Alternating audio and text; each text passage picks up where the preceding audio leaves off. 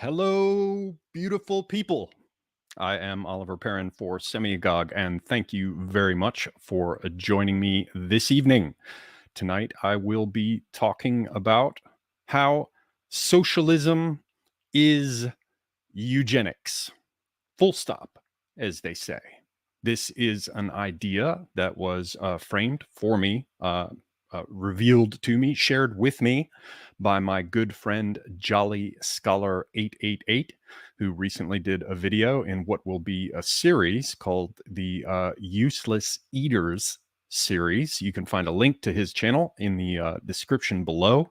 I do not imagine that he will agree with everything that I talk about this evening. He's exploring his own aspects of this. I'm sort of carrying it off in another direction. But I think in the main, he would be in agreement with me. And in any case, at the outset, I have to give him credit. I mean, there are many other areas of life where he's exposed me to new things. I got turned on to by him to flamenco. Any discussions about ritual, about processions, about how ritual generates culture. Those are all areas where he sort of carried me in this direction and showed me a bunch of the stuff that he was working on. So he's a very old friend. I'm indebted to him in many ways. Anyway, at the outset, I just wanted to say that he's the one who just threw this at me probably less than 24 hours ago, maybe as much as 48 hours ago, but I doubt it. He was just like hammering, socialism is eugenics. And there are doubtless a number of questions that you guys have. I mean, everyone will have heard of bio-Leninism. If you haven't, go acquaint yourself with the concept. Certainly, he's not the first person, nor would I be in any sense the first person to say that there's dysgenics going on. So just bear with me a little bit. This will unfold before you, and hopefully it will become clear what it is I'm talking about, why I think it's important. What else should I say at the outset before I do a few boilerplate things? I'm trying to be good. I'm trying to be a bit less scattered, and I'm trying to frame this at the outset for people so they really know what they're going to get into if they stay and check out this clip, which of course I hope they will do. Yeah, so I'm going to be looking at this idea that socialism is genetics, and the primary angle of approach is going to be my review of some of the ideas of three thinkers. Those thinkers are indicated there in terms of their images in the thumbnail. They are Max Stirner, they are Karl Marx, and Friedrich Nietzsche. So, yeah, stick around. I think that this will be interesting. If we've got any people who are like hardcore knowledgeable about the young Hegelians, bear with me. My knowledge of philosophy kind of drops off precipitously with right about the 17th century, probably the middle of the 17th century. But yeah, most of it fits in there, and I only kind of turn it back on again with Stirner in the roughly the 1840s. And really only pick it up again with Nietzsche, mainly because I find the intervening period kind of repulsive in many respects. So anyway, if you're hardcore with people like Bruno Bauer and Feuerbach and all that, I might not have everything perfect, but I am fairly sure that in the main, I have formed an accurate picture, certainly as regards Nietzsche and Stirner. Marx, however, I've read a little bit of his stuff. It's just like every time I look at anything he's produced, it reminds me of that opening clip from Morgoth's hate reading The Guardian, where he has to descend into a sink of feces. So yeah, so bear with me. All right, please do follow this channel, Semiagog, as well as A Safer Space. Yes, that old channel is still out there with a ton of content on it from the period when my channel was down. You can do that on YouTube. You can do it on BitChute. BitChute has both channels. Odyssey just has the Semiagog stuff at present, but I hope you will certainly follow me on YouTube and on Odyssey. There's also Gab. There is Twitter. There's Telegram. So yeah, definitely check it out. And thanks very much to the Praetorian Chads who make all of this possible. I realize that I'm sometimes a bit scattered as a presenter, but the good news is that people who are giving me money are already very well aware of that sad fact, and for some reason seem to like what I produce anyway. Yeah, thank you very much to the people who support the channel. Last shilling, please do head over to Amazon in the description below, beneath my buddy Jolly Scholar 888. Beneath my buddy Gerard's channel link, you will find links to Vinculum, a sci-fi, a dystopian sci-fi tale set in the year 2076 in Istanbul. It's about a book thief pursued by, how did I put it? An esoteric sect of assassins and remorseless corporate hitmen. Again, link in the description below. And there is also my book of poetry, Cinders from the Bloomery of Youth. Please do check it out as well. There are links for both, as I said, in the description. So allow me, ladies and gentlemen, just to pour my drink. I'm going to do it far away from my computer. Oh, also, I hope we don't have any problems in terms of my connection. For some reason, it's just been crap all day today, and I hooked up my backup, but my backup is not always effective because the one is a 4G connection, the other is running off of my cell phone, so they're basically both running off this same nearby cell tower. So I don't know what's going on. I've had real problems all day long. So hopefully that will not take a crap all over this live stream. Here's to you, one and all. All right, so let's get into this. As I said, my buddy Gerard, Jolly Scholar 888, he had a very interesting insight. Again, you can go check out his last video. And, you know, for some of you who may view this after the fact, he may well have a last couple of videos because he tells me that there will be at least 2 more. The next one will be on this juncture between socialism and eugenics and the idea of all the trans stuff. Now, I should also say that he's a libertarian, so the people further to the right will, you know, doubtless feel some sense of impatience with this. He's also literally a boomer, being of that generation. But I have found his thinking and his conversation great, and I've always enjoyed it. So, you know, if you're much further over to the right, maybe cut him a little bit of slack for whatever, you know, those ways are that you think he's beyond the pale, and pay attention to what he's actually talking about. So the basic idea, and he just said it bluntly, socialism is eugenics insofar as it is a centrally planned social engineering project. It's simply impossible, for reasons that I myself will go into a bit more. It's impossible for it to be anything but, therefore, a biological project aiming to produce a given type of person. So I don't know if he is the first person to frame things this way. As I'm going to discuss, I already mentioned bio-Leninism. I already mentioned the fact that people are aware of, you know, dysgenics and all the rest. However, this is a little bit different. It's a way of framing it, a very specific way of sort of turning it so it presents its features most clearly. Also, you know what? I am not able to track chat, and so far, I do not think that I've got anybody in the house with a wrench.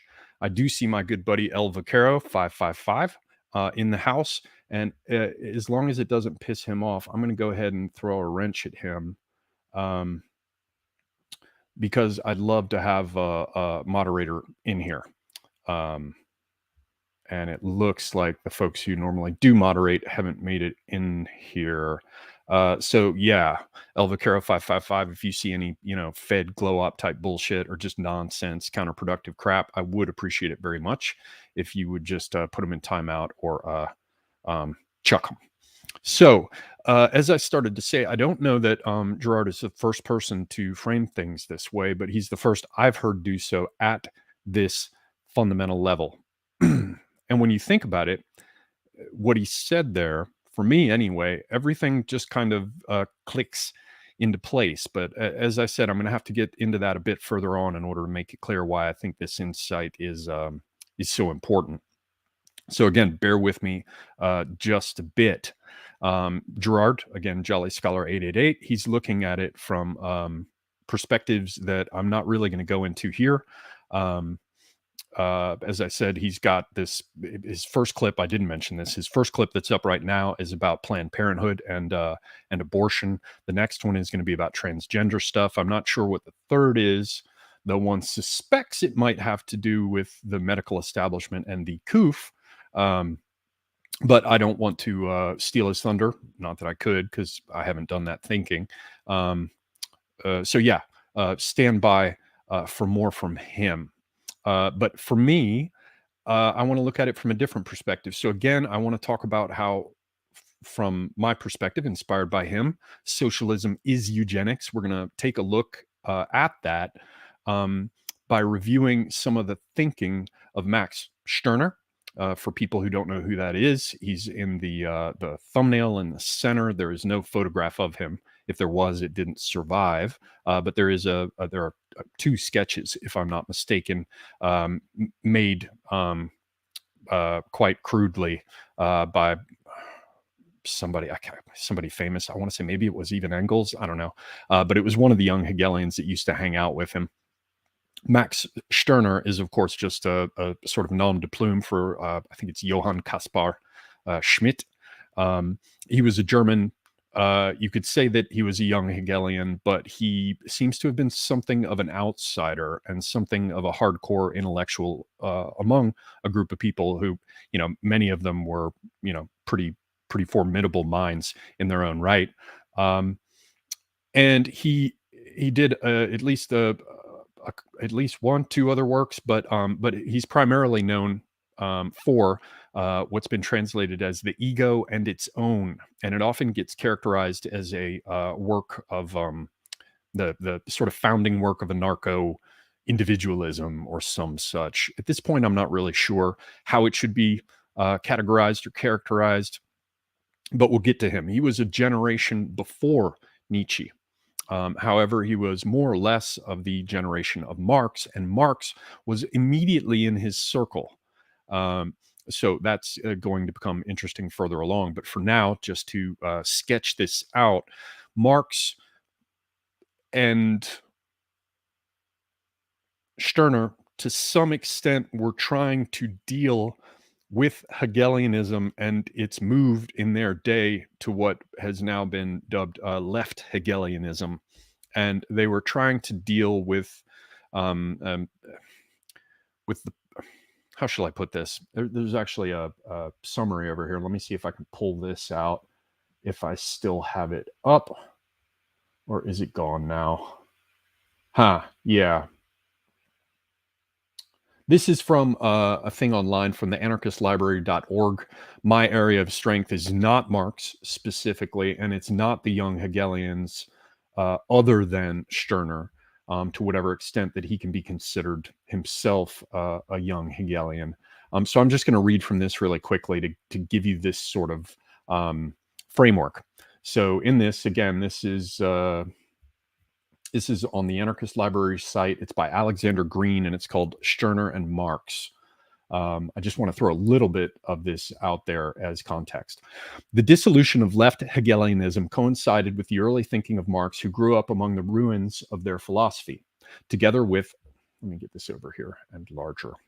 Together with Stirner, Marx accepted the philosophical categories and problems of Hegelian thought, placing Stirner among the many strands and mutations of Hegelian thought, highlights his intellectual proximity to the thought of the young Marx. Whilst preparing to demolish German idealism, Marx entered the metaphysical fray at the same moment as Stirner and wrestled with these same ontological questions. The publication of The Ego shook the pro-Feuerbachian position Marx found himself in. Shook the pro-Feuerbachian position Marx found himself in 1844, and perhaps more than any of his contemporaries, Marx was to experience the depth and implications of Stirner's criticism. Marx had originally planned to write a review of the ego. However, he stalled whilst Bauer and Feuerbach fielded their responses. Then, feeling clearly personally provoked, Marx postponed previously commissioned works to pen Sankt Max. After completing the work, Marx wavered, and the criticism of Stirner remained unprinted.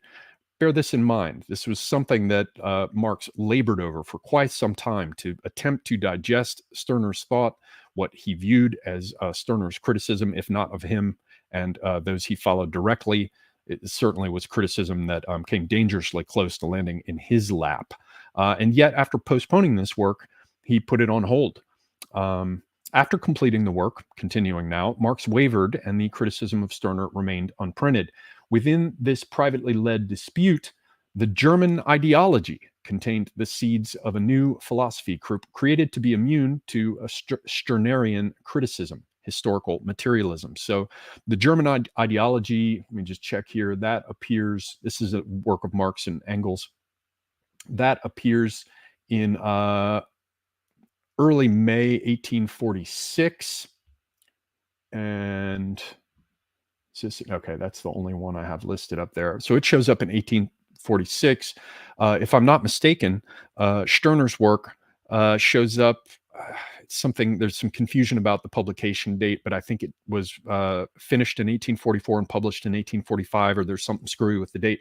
So basically, the young Hegelian crew got hammered with Stirner's thought, which we're going to get to in a second, and immediately had a major reaction to it. It's a striking book. If you read it, I'm not sure you can see it here. This is my old copy. You can pick it up from the Cambridge University Press. This is the edition. There are other ones online, but I really would recommend this one. It's a real live book. Anybody with any sense who can give it the attention it deserves will. I don't think there are many people who are honest who come away from it without it having some effect upon them. I used to be pretty fascinated by it as a lad. Now I'm not entirely sure that the man didn't suffer from some fatal flaws in his thinking, but I guess you could say, and I think it would be honest to say, that Stirner is really the first postmodern.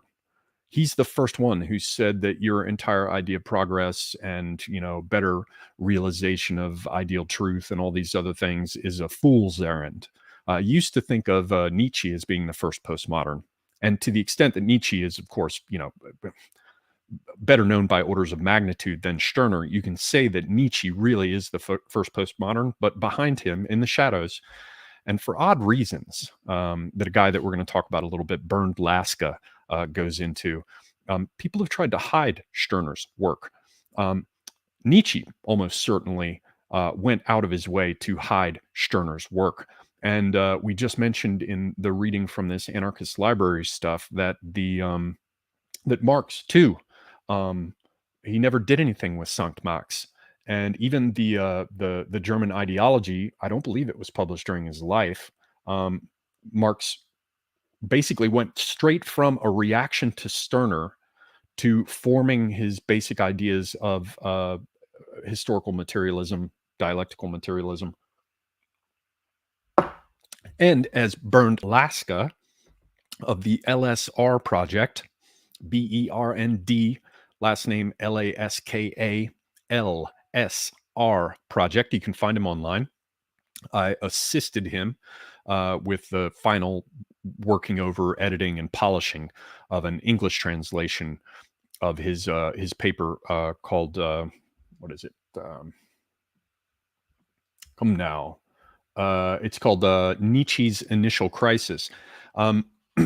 Anyway, he sets forth the idea, and I agree with him very much, that Nietzsche's sort of mature formation of his philosophy owes quite a bit to his own crisis in reaction to Stirner.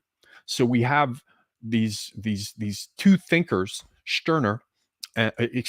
Nietzsche and Marx, who are often thought of for reasons that are not insignificant as themselves sort of representative of the left and the right in the 20th century.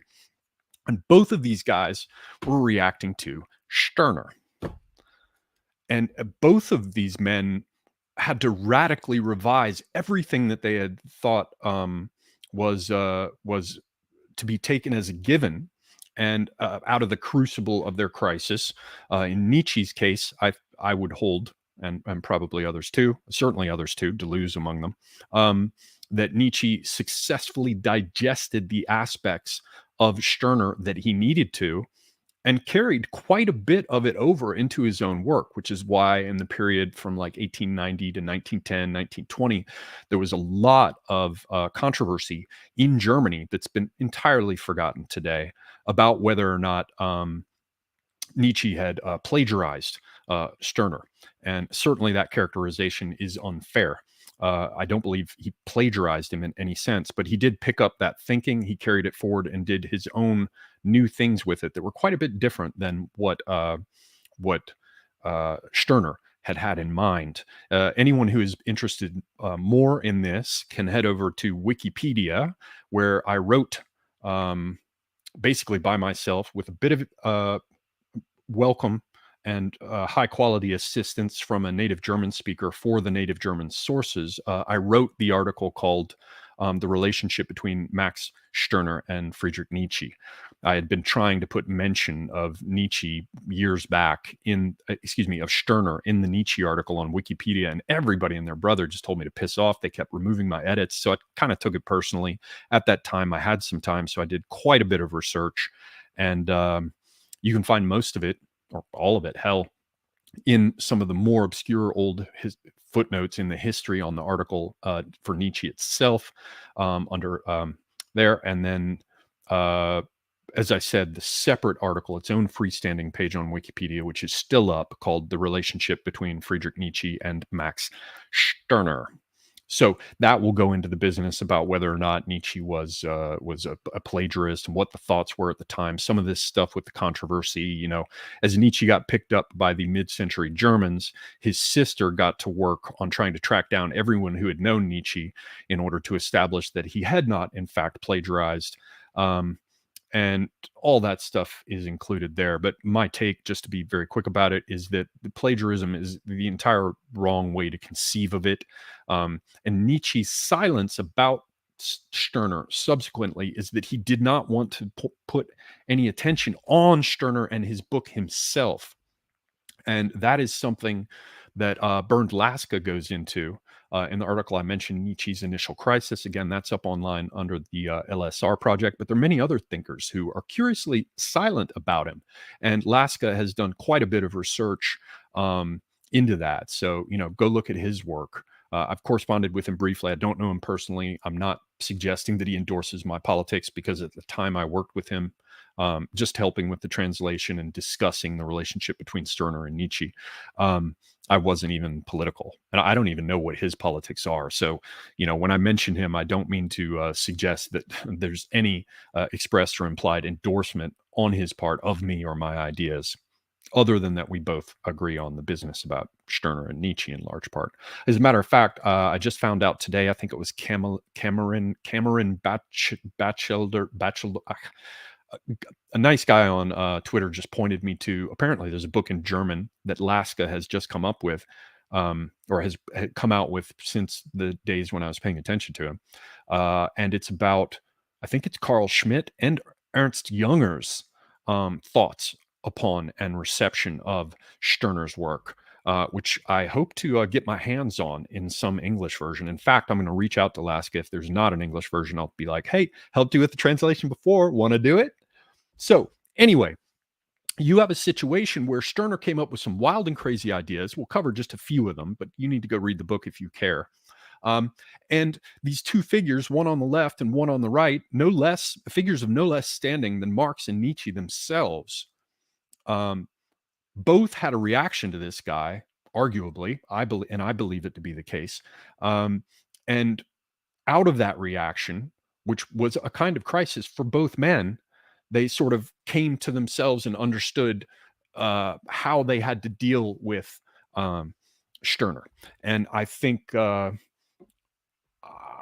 safe to say that Marx did so in the way that you would expect of a man of limited intelligence, or let's say not so much limited intelligence, but strictly limited honesty, and just miserable character. He did it in a way that, well, we can all see the fruits of it. Yeah, and by their fruits you will know them. Nietzsche, on the other hand, I think he did fully digest Stirner. I bring that up because Stirner uses a lot of digestion metaphors, and anyone who has done their reading of Nietzsche knows as well that he used digestion metaphors quite a bit.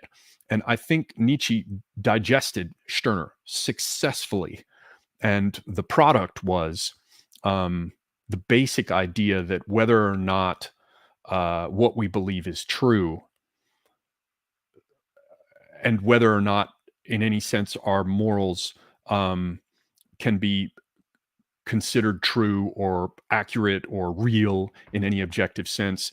Nietzsche basically said all of that doesn't matter. What matters is what type of person they produce. And we'll get into that in just a little bit. Marx, on the other hand, said, well, you know, what we have to do is create a new kind of man through a process of freeing ourselves from false consciousness, and that will eventually arrive at a point through our creation of this utopian world where the self-creating communist man, in this utopian sense, and woman would come into existence. We'll get into that in a minute, because remember, we started this with the idea of talking about socialism is eugenics. And in order to understand that, we have to look at how both Marx and Nietzsche and those who came after them, in attempting to deal with the hammer blow of Stirner, they decided that they had to focus on creating a certain kind of person. And I think Nietzsche dealt with it much more neatly than Marx did, as I said already. So, woo!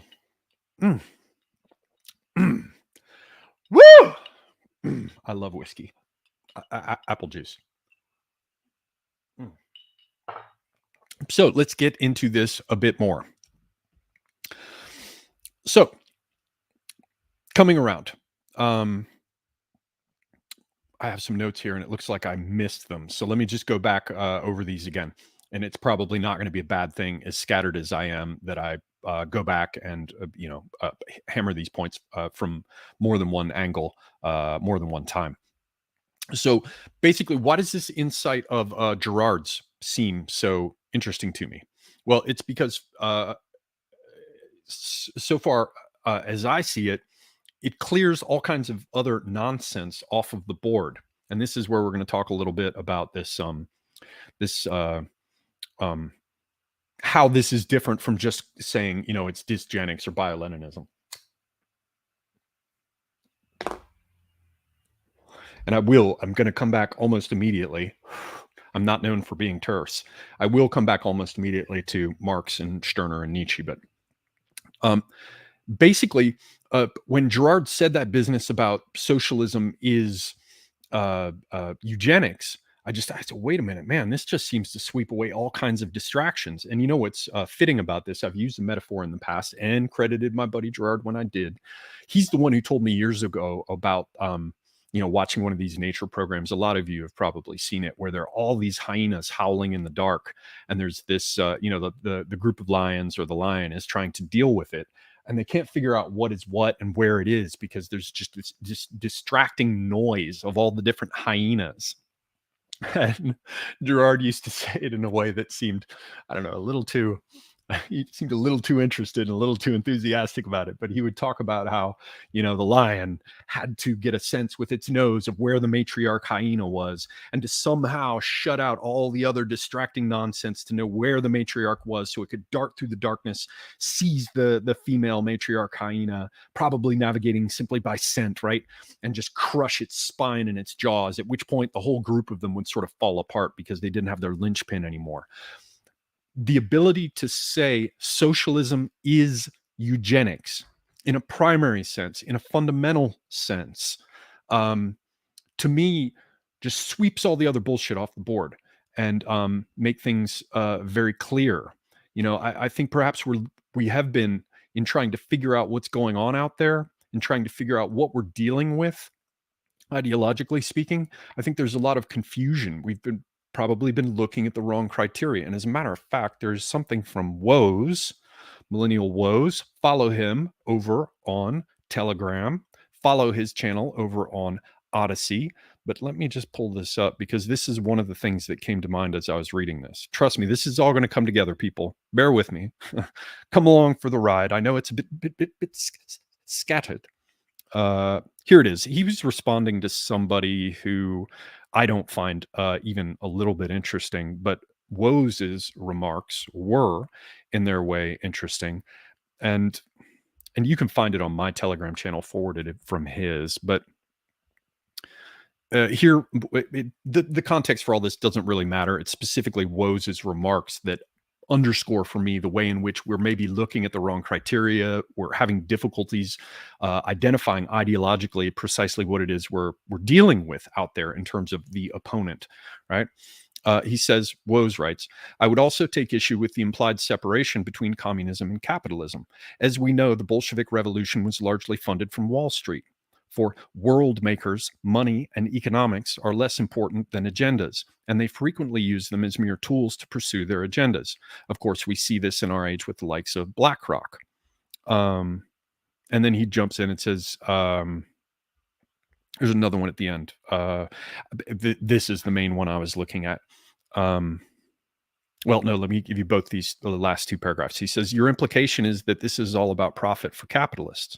They certainly did make a huge profit from something I can't mention here known as the COOF, and will again with the climate change nonsense. But I don't believe that profit is the motivator behind all of this. Does profit really matter when you can't go bust and you have no rivals? Also, let's throw in when you print the money. And Woes, I believe that's still him here, goes on to say, I would say that the world is being remade. And as yet, we don't even have vocabulary to capture the new state of affairs that will emerge. My hunch is that the closest term we have for it just now is neo-feudalism.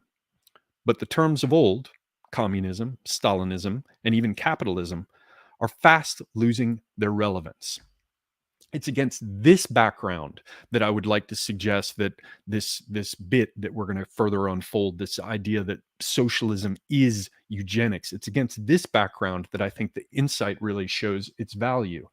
Because if you can sweep the bullshit away, if you can forget about the hyena noises of economics or egalitarianism or legal reform to yield something, vaguely described as equality. If you could, even things like identity and race are revealed as distractions against this background of eugenics. And I'll deal with the people who go, well, no, eugenics is actually a good thing. What you're talking about is dysgenics. No, we're talking about eugenics because the people who are inflicting it upon us do, from their perspective, at the level that they're looking at it from, they view it as the good. And we'll get into that a bit. And so anyway, I just wanted to tap that bit by Woes there because that's part of what informs what I'm thinking about here. So as I see it, calling our opponents technocrats or globalists or commies or progressive gets in the way of seeing what's really there. Now, I call them commies all the time. I'll probably continue to do so. But anyway, the basic idea I'm going to put forward here is that they are eugenicists. And they always have been.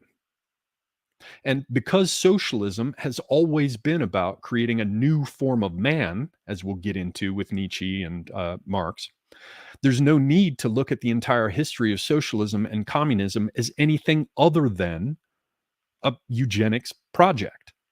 Full stop. That's it. That's what it is. And we're going to get into why that is. And as we will discover here momentarily, it has to do with trying to step away from Christianity. And as Stirner mocks, people like Bauer and others attempted to sort of set humanity up as a different kind of idol And we still see that going on today. And so you end up with a new religion of humanity. And with the first of the young Hegelians, or the left Hegelians,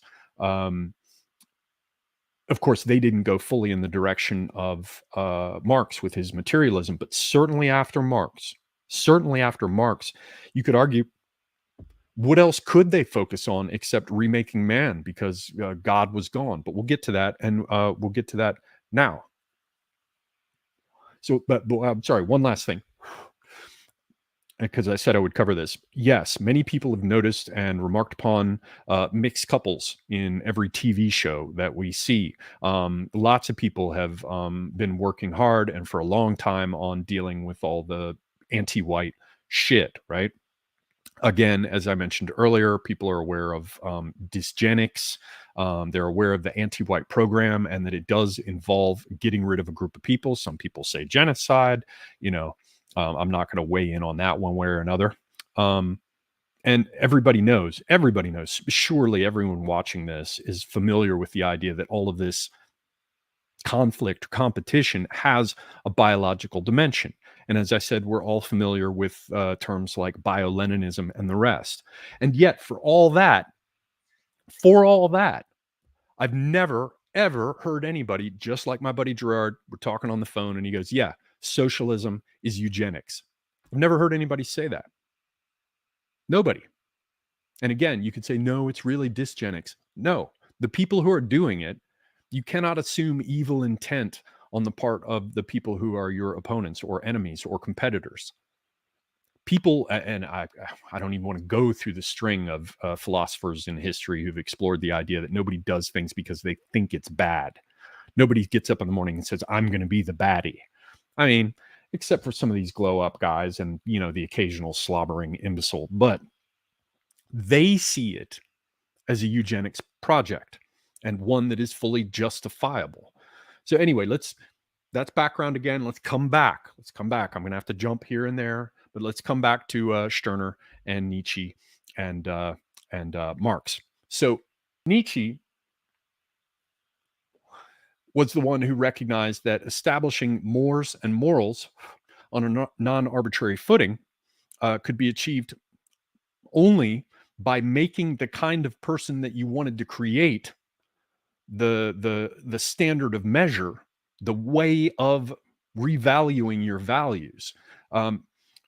So any given system of mores and morals could only be judged by the type of men that it that it tended to produce. But where did that come from? Nietzsche was a fucking professor, the youngest ever admitted, if I remember correctly, at Basel. This guy was like absolutely, thoroughly familiar with all the ancient philosophers. In fact, I've got the collection up there, which are his essays. The English translation is titled "The Pre-Platonic Philosophers," because he held that that was a better designation for them than pre-Socratic. In any case, he was absolutely familiar with the philosophical thinking in the Western tradition and the canon. There's no question about it. I mean, he, even by today's standards, the most thoroughly well-read experts, he's up there at the very top. So it's not as though he wasn't familiar with the notion of ideal forms or the idea that we could pursue truth. He certainly wasn't unfamiliar with, the Socratic question of whether or not it was the duty of the rhetor to lead people to truth, or whether it was more like the sophists to convince them that white is black and black is white.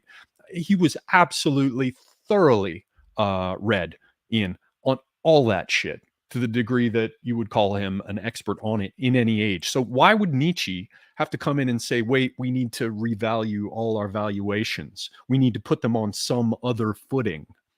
Well, Laska's opinion and mine is that it happened as a result of a crisis Nietzsche underwent upon having read Stirner.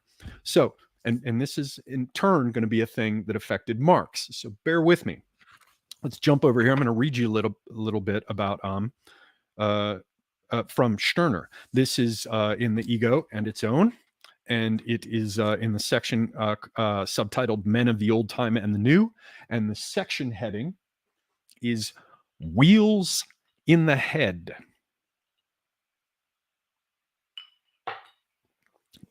Remember, Nietzsche would have read this. Well, some people argue it. I think only fools. But man, your head is haunted. You have wheels in your head. You imagine great things and depict to yourself a whole world of gods that has an existence for you, a spirit realm to which you suppose yourself to be called, an ideal that beckons you. You have a fixed idea, fixe idée. Do not think that I am jesting or speaking figuratively when I regard those persons who cling to the higher and, because the vast majority belongs under this head, almost the whole world of men, as veritable fools, fools in a madhouse. What is it then that is called a fixed idea? An idea that has subjected the man to itself. When you recognize, with regard to such a fixed idea, that it is a folly, you shut its slave up in an asylum. And is the truth of the faith, say, which we are not to doubt. And is the truth of the faith, say, which we are not to doubt, semicolon. The majesty of the people, which we are not to strike at, he who does is guilty of lèse-majesté. Virtue, against which the censor is not to let a word pass, that morality may be kept pure. Are these not fixed ideas? Is not all the stupid chatter of most of our newspapers the babble of fools who suffer from the fixed idea of morality, legality, Christianity, and so forth, and only seem to go about free because the madhouse in which they walk takes in so broad a space? Touch the fixed idea of such a fool, and you will at once have to guard your back against the lunatic's stealthy malice. For these great lunatics are like the little so-called lunatics in this point too, that they assail by stealth him who touches their fixed idea. They first steal his weapon, steal free speech from him, and then they fall upon him with their nails. Every day now lays bare the cowardice and vindictiveness of these maniacs, and the stupid populace hurrahs for their crazy measures. One must read the journals of this period and must hear the Philistines talk to get the horrible conviction that one is shut up in a house with fools. Thou shalt not call thy brother a fool if thou dost, ... But I do not fear the curse, and I say my brothers are arch fools. Whether a poor fool of the insane asylum is possessed by the fancy that he is God the Father, Emperor of Japan, the Holy Spirit, or whatnot, or whether a citizen in comfortable circumstances conceives that it is his mission to be a good Christian, a faithful Protestant, a loyal citizen, a virtuous man. Both these are one and the same fixed idea. He who has never tried and dared not to be a good Christian, a faithful Protestant, a virtuous man, and the like, is imprisoned and prepossessed, gefangen und befangen, by faith, virtuousness, etc., just as the schoolmen philosophized only inside the belief of the church, as Pope Benedict IV wrote fat books inside the papist superstition without ever throwing a doubt upon this belief, as authors fill whole folios on the state without calling in question the fixed idea of the state itself, as our newspapers are crammed with politics because they are conjured into the fancy that man was created to be a zoon politikon, political animal, which I think is from Aristotle. So also subjects vegetate in subjection, virtuous people in virtue, liberals in humanity, without ever putting to these fixed ideas of theirs the searching knife of criticism. Undislodgeable, like a madman's delusion, those thoughts stand on a firm footing, and he who doubts them lays hands on the sacred. Yes, the fixed idea. That is the truly sacred. So basically, this guy said, look, the only reason that you hold these things to be true is because you're terrified to go after them. And he talks about taking a knife to these things. Now, look at what Nietzsche did later, where he said, I philosophize with a hammer. tapping on statues, perhaps to say, if they have feet of clay or whatever it is. There are many respects in which Nietzsche carried forward the project of Stirner, but he arrived at a very different conclusion. So to come back to Nietzsche, why did he focus on finding a way, where are my notes here, to create a certain kind of man? And why did he focus on this idea that any given moral system should be judged, and only can be judged in any objective sense, against the type of men it tends to produce? Because Stirner had come in and said the rest of it's all bullshit. It's all bullshit. He refers to people being possessed by ideas, possessed by ghosts, by fixed notions. And Nietzsche, being of an intellect of the first water, said, hey, how can I deal with this? Man, because it all ends up being arbitrary in the end. Well, you get works like the Beyond Good and Evil and the Genealogy of Morality. So he actually took Stirner at his word and said, there is a way that we can anchor this. We can make it life affirming. We can have it attached to something that does have an objective reality. However, in order to do that, let's take a quote from Nietzsche. He recognizes, because he's honest, that the starting presuppositions or starting assumptions of Stirner are accurate. Most of this crap that people take to be unassailable truth from the perspective of these men is just false. And yet, what does Nietzsche say? This is from Beyond Good and Evil. This is in the section on the prejudices of philosophers. Nietzsche says, behind all logic and its seeming sovereignty of movement, too, there stand valuations, or, more clearly, physiological demands for the preservation of a certain type of life. For example, that the definite should be worth more than the indefinite, and mere appearance worth less than truth. Such estimates might be, in spite of their regulative importance for us, nevertheless mere foreground estimates, a certain kind of niaiserie, which apparently means folly, stupidity, silliness. Anyone who is a native French speaker, please do not laugh too hard. Don't have the chocolate milk blow out your nose as you hear my butchery of this language. But such estimates might be, in spite of their regulative importance for us, nevertheless mere foreground estimates, a certain kind of niaiserie, which may be necessary for the preservation of just such beings as we are. Supposing, that is, that not just man is the measure of things.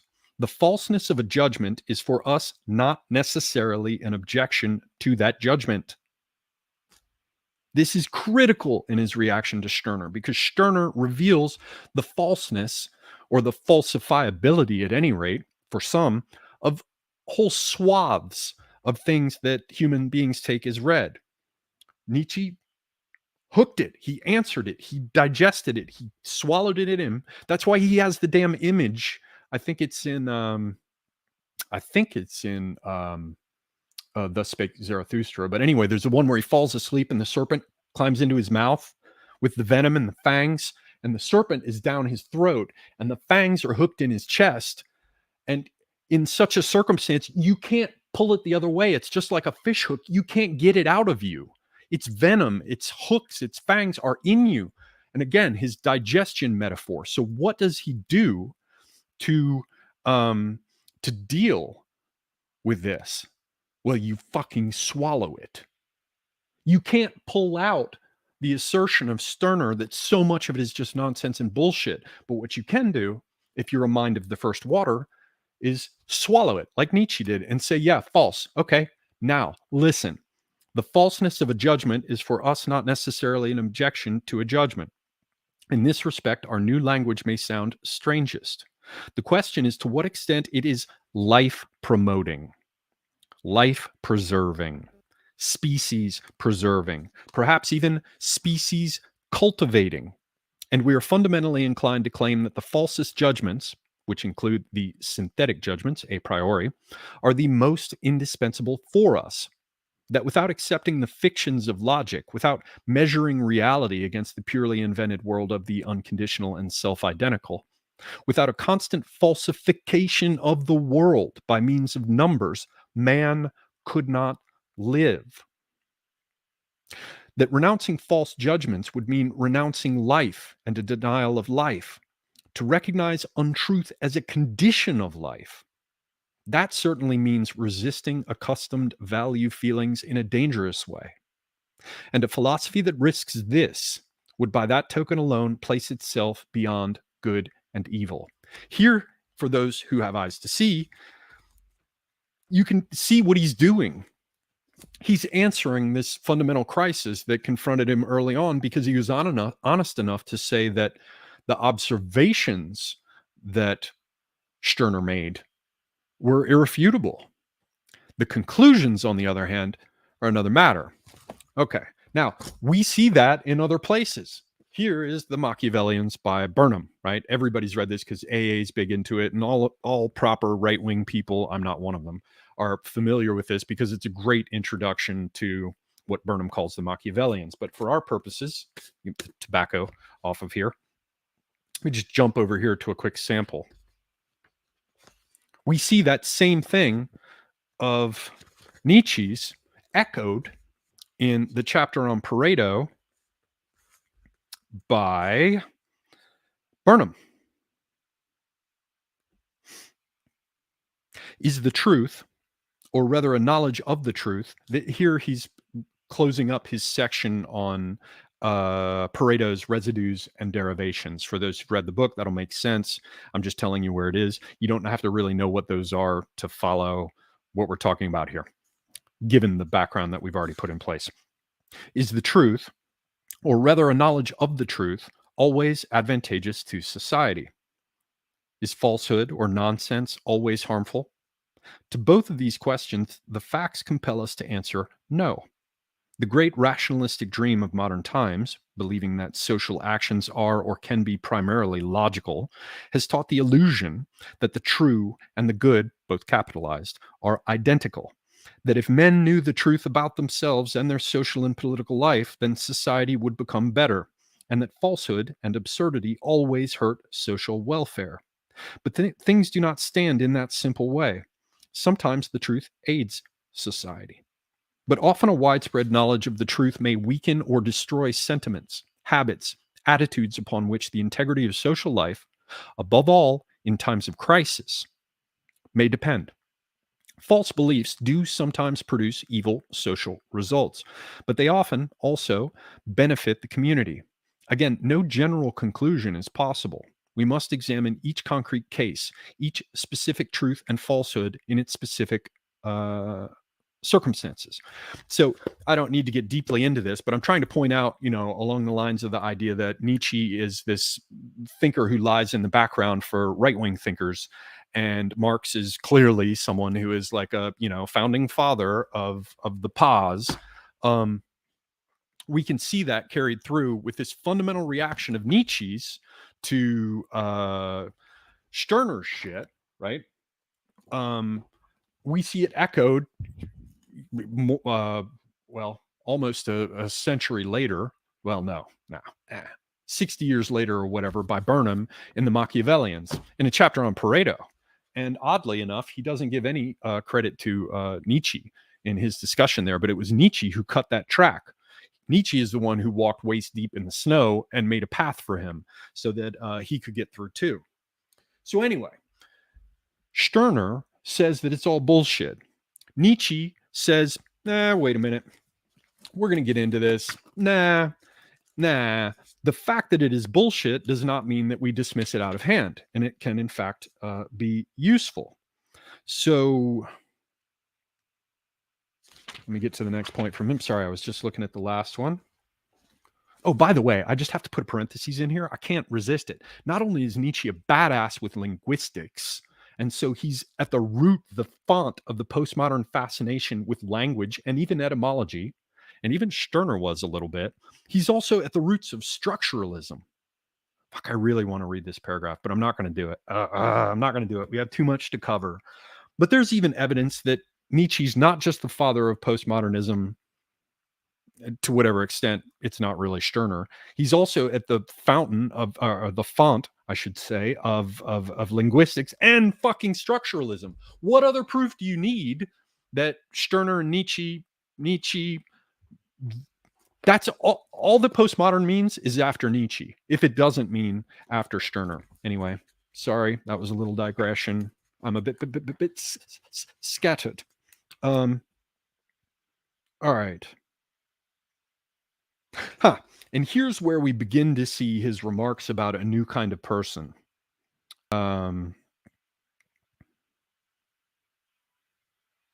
There's so many parallels. The digestive metaphors that both Stirner and Nietzsche have, the use of the term free spirits, references to the herd, discussion of things like resentment, but only people who've read both will see them. Okay, here it is. These are beautiful, glittering, jingling, festive words. Honesty, love of truth, love of wisdom, sacrifice for knowledge, heroism of the truthful. They have something that swells one's pride. But we hermits and marmots have long persuaded ourselves in the full secrecy of a hermit's conscience that this worthy verbal pomp, too, belongs to the old mendacious pomp, junk, and gold dust of unconscious human vanity, and that under such flattering colors and makeup as well, the basic text of homo natura, natural man, must again be recognized. To translate man back into nature, to become master over the many vain and overly enthusiastic interpretations and connotations that have so far been scrawled and painted over that eternal basic text of homo natura, to see to it that man henceforth stands before man as even today, hardened in the discipline of science, he stands before the rest of nature, meaning that he too is a part of it, with intrepid Oedipus eyes and sealed Odysseus ears, deaf to these siren songs of old metaphysical bird catchers who've been piping at him all too long. You are more, you are higher, you are of a different origin. That may be a strange and insane task, but it is a task. Who would deny that? Why did we choose this insane task? Or, putting it differently, why have knowledge at all? Everybody will ask us that.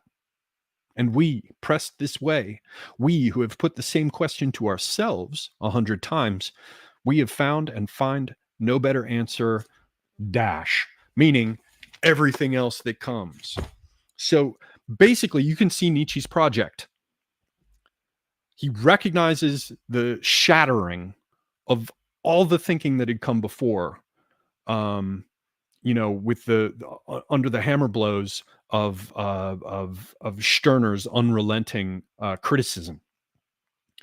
But he says, first off, it doesn't matter if it's a falsehood. What it matters is what it produces. And so we must return to natural man.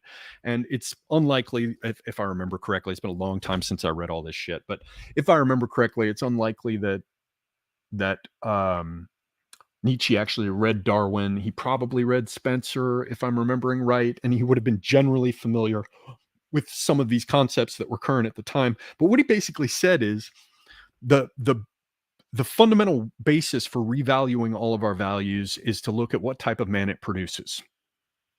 And that's what matters for us, because it's the production of a certain kind of man.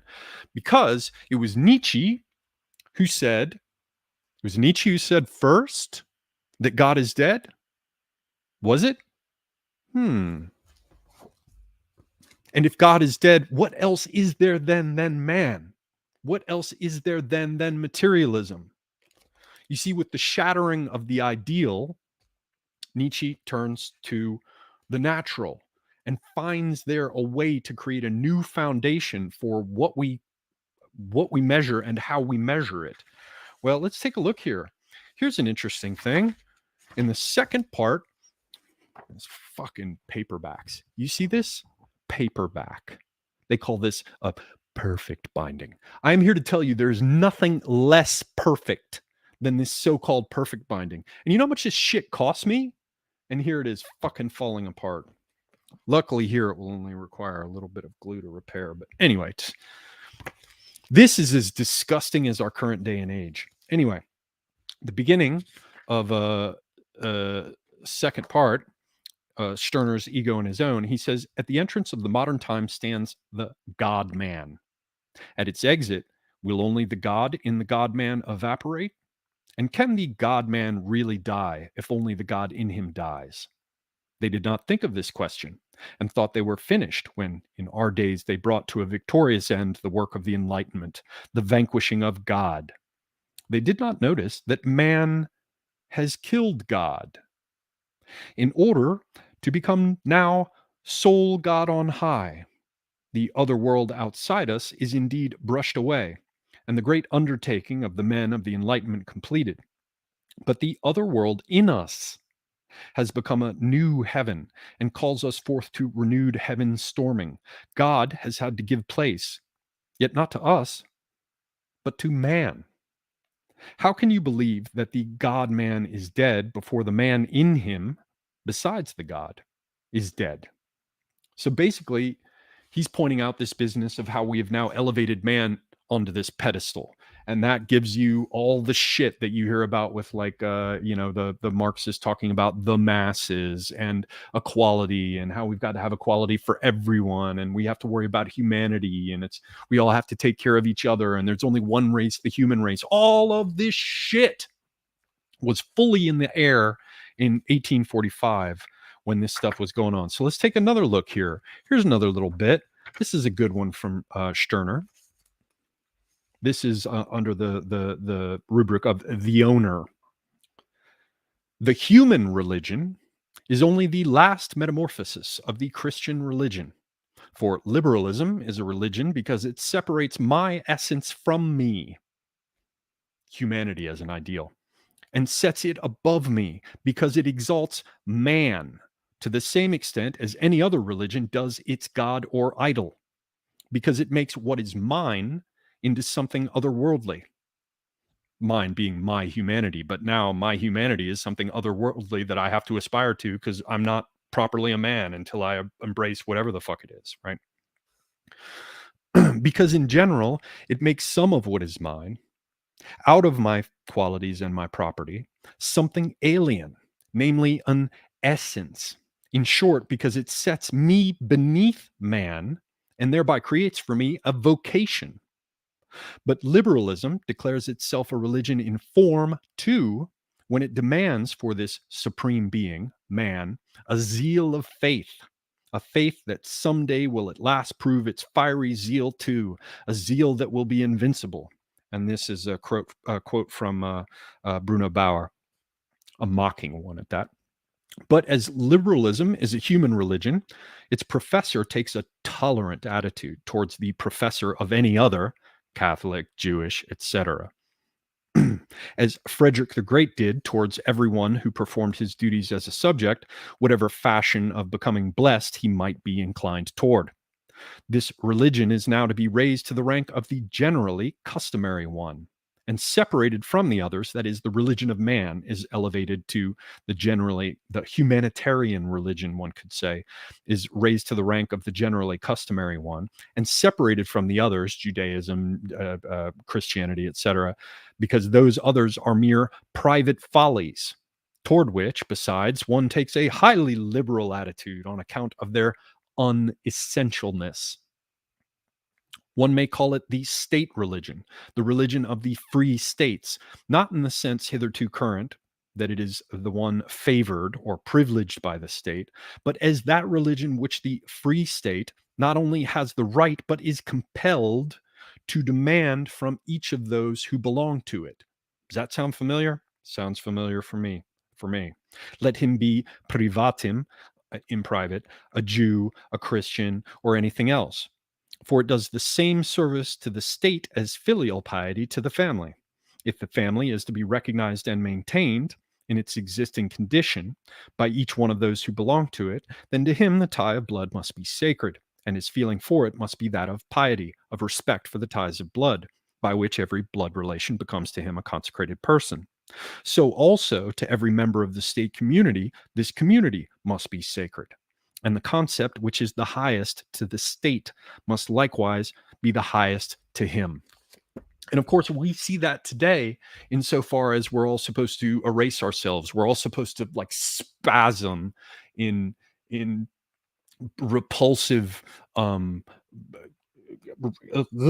fits of self-abnegation, right? Please erase us because we will show that we follow the state religion. Please erase us. Please bulldoze over us and turn us into a mushy red paste because we're bad and we want to worship humanity.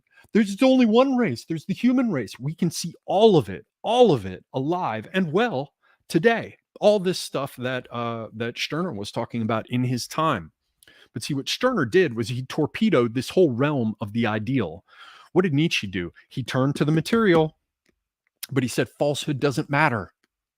Nietzsche was bold enough. Nietzsche had balls enough to say, fine, if I must dispense with truth in order to produce a viable type here, his own version of materialism, which has its problems. But compared to the alternative, like my grandmother used to say about dying versus getting old, she's like, it's better than the alternative, right? Whatever problems you have with Nietzsche, I promise he's fucking vastly superior to Marx.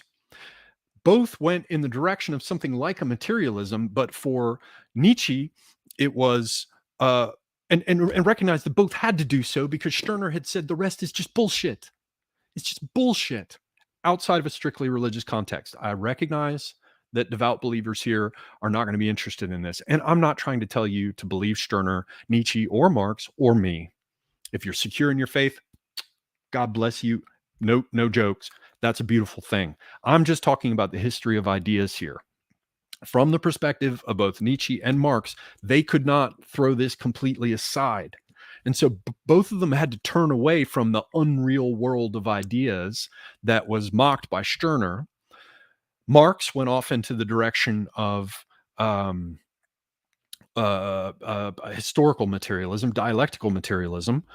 Nietzsche went straight to biology and the production of a type because Nietzsche was just too aspirational about, the characteristics of the good German or Prussian or whatever, even though he kind of fell short of that in his brief military career. So there, and he was too steeped in ancient classics, and he had too much of a European mind and idea. Marx, by contrast, had too much of something that wasn't a European mind, and had too much of things that weren't entirely European ideas. Both of them went in a direction of materialism, and whatever problems there are with Nietzsche's materialism, they're not nearly as bad as Marx's. And I'm not going to be reading you any Marx, but let's just summarize here. This is the paragraph I mentioned briefly before I started reading all this crap. It was Nietzsche who recognized that establishing mores and morals on a non-arbitrary footing could be achieved only by seeking to create a certain kind of man. And so any given systems of mores and morals could be judged by the type of men it tended to produce. Nietzsche was reacting to Stirner, who more or less said, nothing is real and your morality and your ideals are nonsense. I create myself. Nietzsche answered this sucking vortex of relativism or potential relativism, because there is actually quite a bit of subtlety in what Stirner was doing in some respects. Again, I'm not, there's something as I get older and a bit more sensible, I hope, there's something that increasingly rankles me about Stirner, but anyway, so yeah, potential relativism. Nietzsche answered this sucking vortex of potential relativism with his own effort to gain a place to stand in terms of morals and ethics, a point of orientation. He was trying to find a place that was non-arbitrary, and he settled upon the idea that man must establish new values that introduce conscious intentionality in what man is to become. Now, that's on the part of those who determine morals. I'm not saying that there has to be conscious intentionality in Nietzsche's view on the part of all the various people. I think it was Nietzsche who said something more or less along the lines of any action of which you're fully conscious is less than perfect. To do it unconsciously, to have it come out of your flesh because it's just coded there, was for him a kind of perfection. And that even goes back to some of Stirner's remarks about, well, hell, let me read them.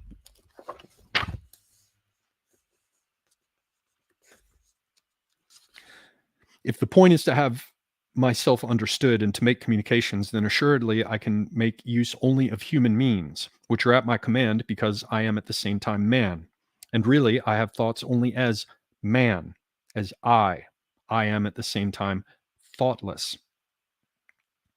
He who cannot get rid of a thought is so far only man, is a thrall of language, this human institution, this treasury of human thoughts. Notice the first postmodernism here, where he's talking about how we're trapped by our language, prior even to Nietzsche. He who cannot get rid of a thought is so far only man, is a thrall of language, this human institution, this treasury of human thoughts. Language, or the word, tyrannizes hardest over us because it brings up against us a whole army of fixed ideas. Just observe yourself in the act of reflection right now, and you will find how you make progress only by becoming thoughtless and speechless every moment. As they say in the Tao, though tight the net of words may bind, how surely truth slips out. You are not thoughtless and speechless merely in, say, sleep, but even in the deepest reflection. Yes, precisely then most so. And only by this thoughtlessness, this unrecognized freedom of thought, or freedom from the thought, are you your own. Only from it do you arrive at putting language to use as your property. Rather, one assumes, rather than being the property of the language, a slave to it as a fixed idea, right?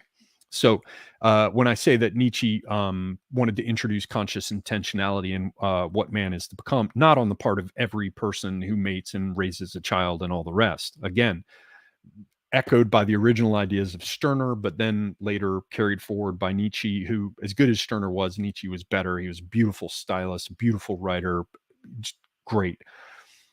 Nietzsche felt that it was the duty of the class that crafts the morals to introduce, at least on their part, a conscious intentionality in terms of determining what type of man one wishes to produce. So here's the important point: what type of man one wishes to produce. Marx, too, answered Stirner, though few know it these days. He wrote the Sankt Max thing that we talked about, and then there's quite a bit that goes after Stirner in the German idea. What is it? The German ideology. So Stirner had more or less said that man can be anything, and all our ideas about truth and purpose are stories for children. Nietzsche found a way to anchor man in purpose again, with the focus being on the individual example, the example of the type. Marx instead focused on the masses. Stirner said that since man can be anything, he's nothing. In response, Nietzsche affirmed that because man can be anything, it is his duty to produce the superior type. Marx wandered off into some crazy shit that I think has to do with his ethnic background, into equality and collectivism and all sorts of other issues. Nietzsche pursued a kind of spiritual excellence manifest in physical and intellectual excellence.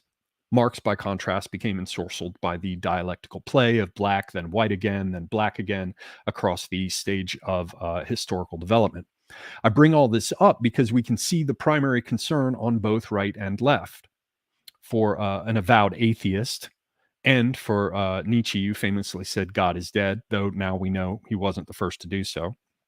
For both of them, it was about establishing a purpose. For Nietzsche, this came down to creating formidable examples of individual excellence. For Marx, it was equalizing the great flat masses with a cast of self-creating utopians to lead them. Nietzsche couldn't escape his aspiral. Hang on a second, I'm fucking reading too fast.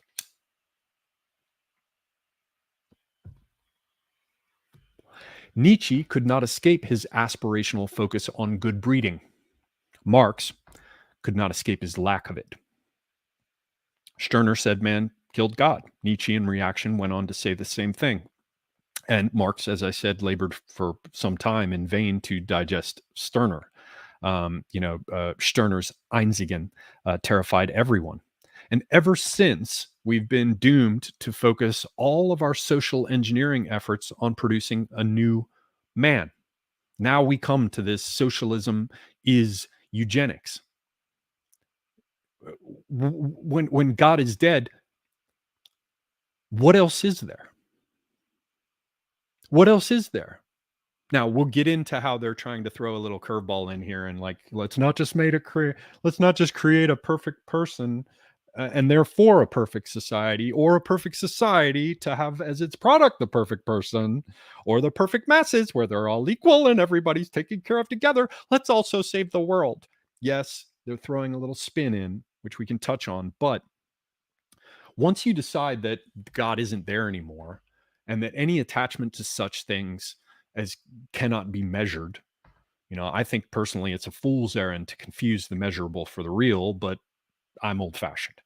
Um, once once those things are plowed under, once God is plowed under, and a hierarchy is, at least in the case of Marx, is seen as something that in large part should be dispensed with, at least for the outer party or the ones further out, what Gerard talks about in his recent clip as a residuum, the useless eaters, or as Tim used to mock those who think such things, what they call surplus population. What's left? There's nothing but an ideal society, but then you get into a chicken and egg routine. Does the society come first, or the kind of people that are its product? I mean, how does that work? You have to work on both. Ultimately, in theory, you're going to arrive at a point where society as an institution is fixed and in place, or at least in place, despite whatever changes it might undergo over time, and it will churn out whatever this type of man is. But this is, for me, the important central aspect of this idea that that socialism is eugenics. You could take them in a great sweep as the masses, or you can take a look at National Socialism, influenced at least to some extent by either Nietzsche's ideas or misunderstandings of them.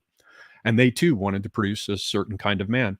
In fact, if you just look at all beneath the surface, you will see, and we'll take a look right now, that ever since God started to go out of fashion, everybody and their brother has a hard on for creating some new perfect man. Now, let's leave aside the Adam Kadmon, because that's not a materialist thing, right? Let's leave aside the man of light, as Corbin talks about in The Man of Light in Iranian Sufism. Let's even leave aside the more recent reinterpretations of some of those Persian ideas of a perfect man of light. Again, they're not entirely materialistic, that you find in the Baha'i faith. Let's just take a look. You just look on, like I did, and I was just like, shit, all this stuff is here. I thought it must be, but I guess it is. You can look on Wikipedia and find New Man, Utopian Concept. They talk about the Baha'i one. They don't talk about the Man of Light in Iranian Sufism, Corbin's work. They don't talk about Adam Kadmon, but they do talk about the Baha'i and their idea that they will produce a new race of men. You can take a look at, they'll talk about the Nietzschean Übermensch. They'll even go into how there's a liberal new man. Thomas Paine and William Godwin believed that the spread of classical liberalism in France and the United States constituted the birth of a new man and a new era. Now, I'm reading from Wikipedia, and not all the articles on Wikipedia are as good as mine. So, your mileage may vary with these descriptions. Don't come and fucking tomahawk me in the back of the head in the comments because I repeated something from Wikipedia that's nonsense. There's doubtless quite a bit of nonsense in here. In fact, we're about to read one under Communist New Man.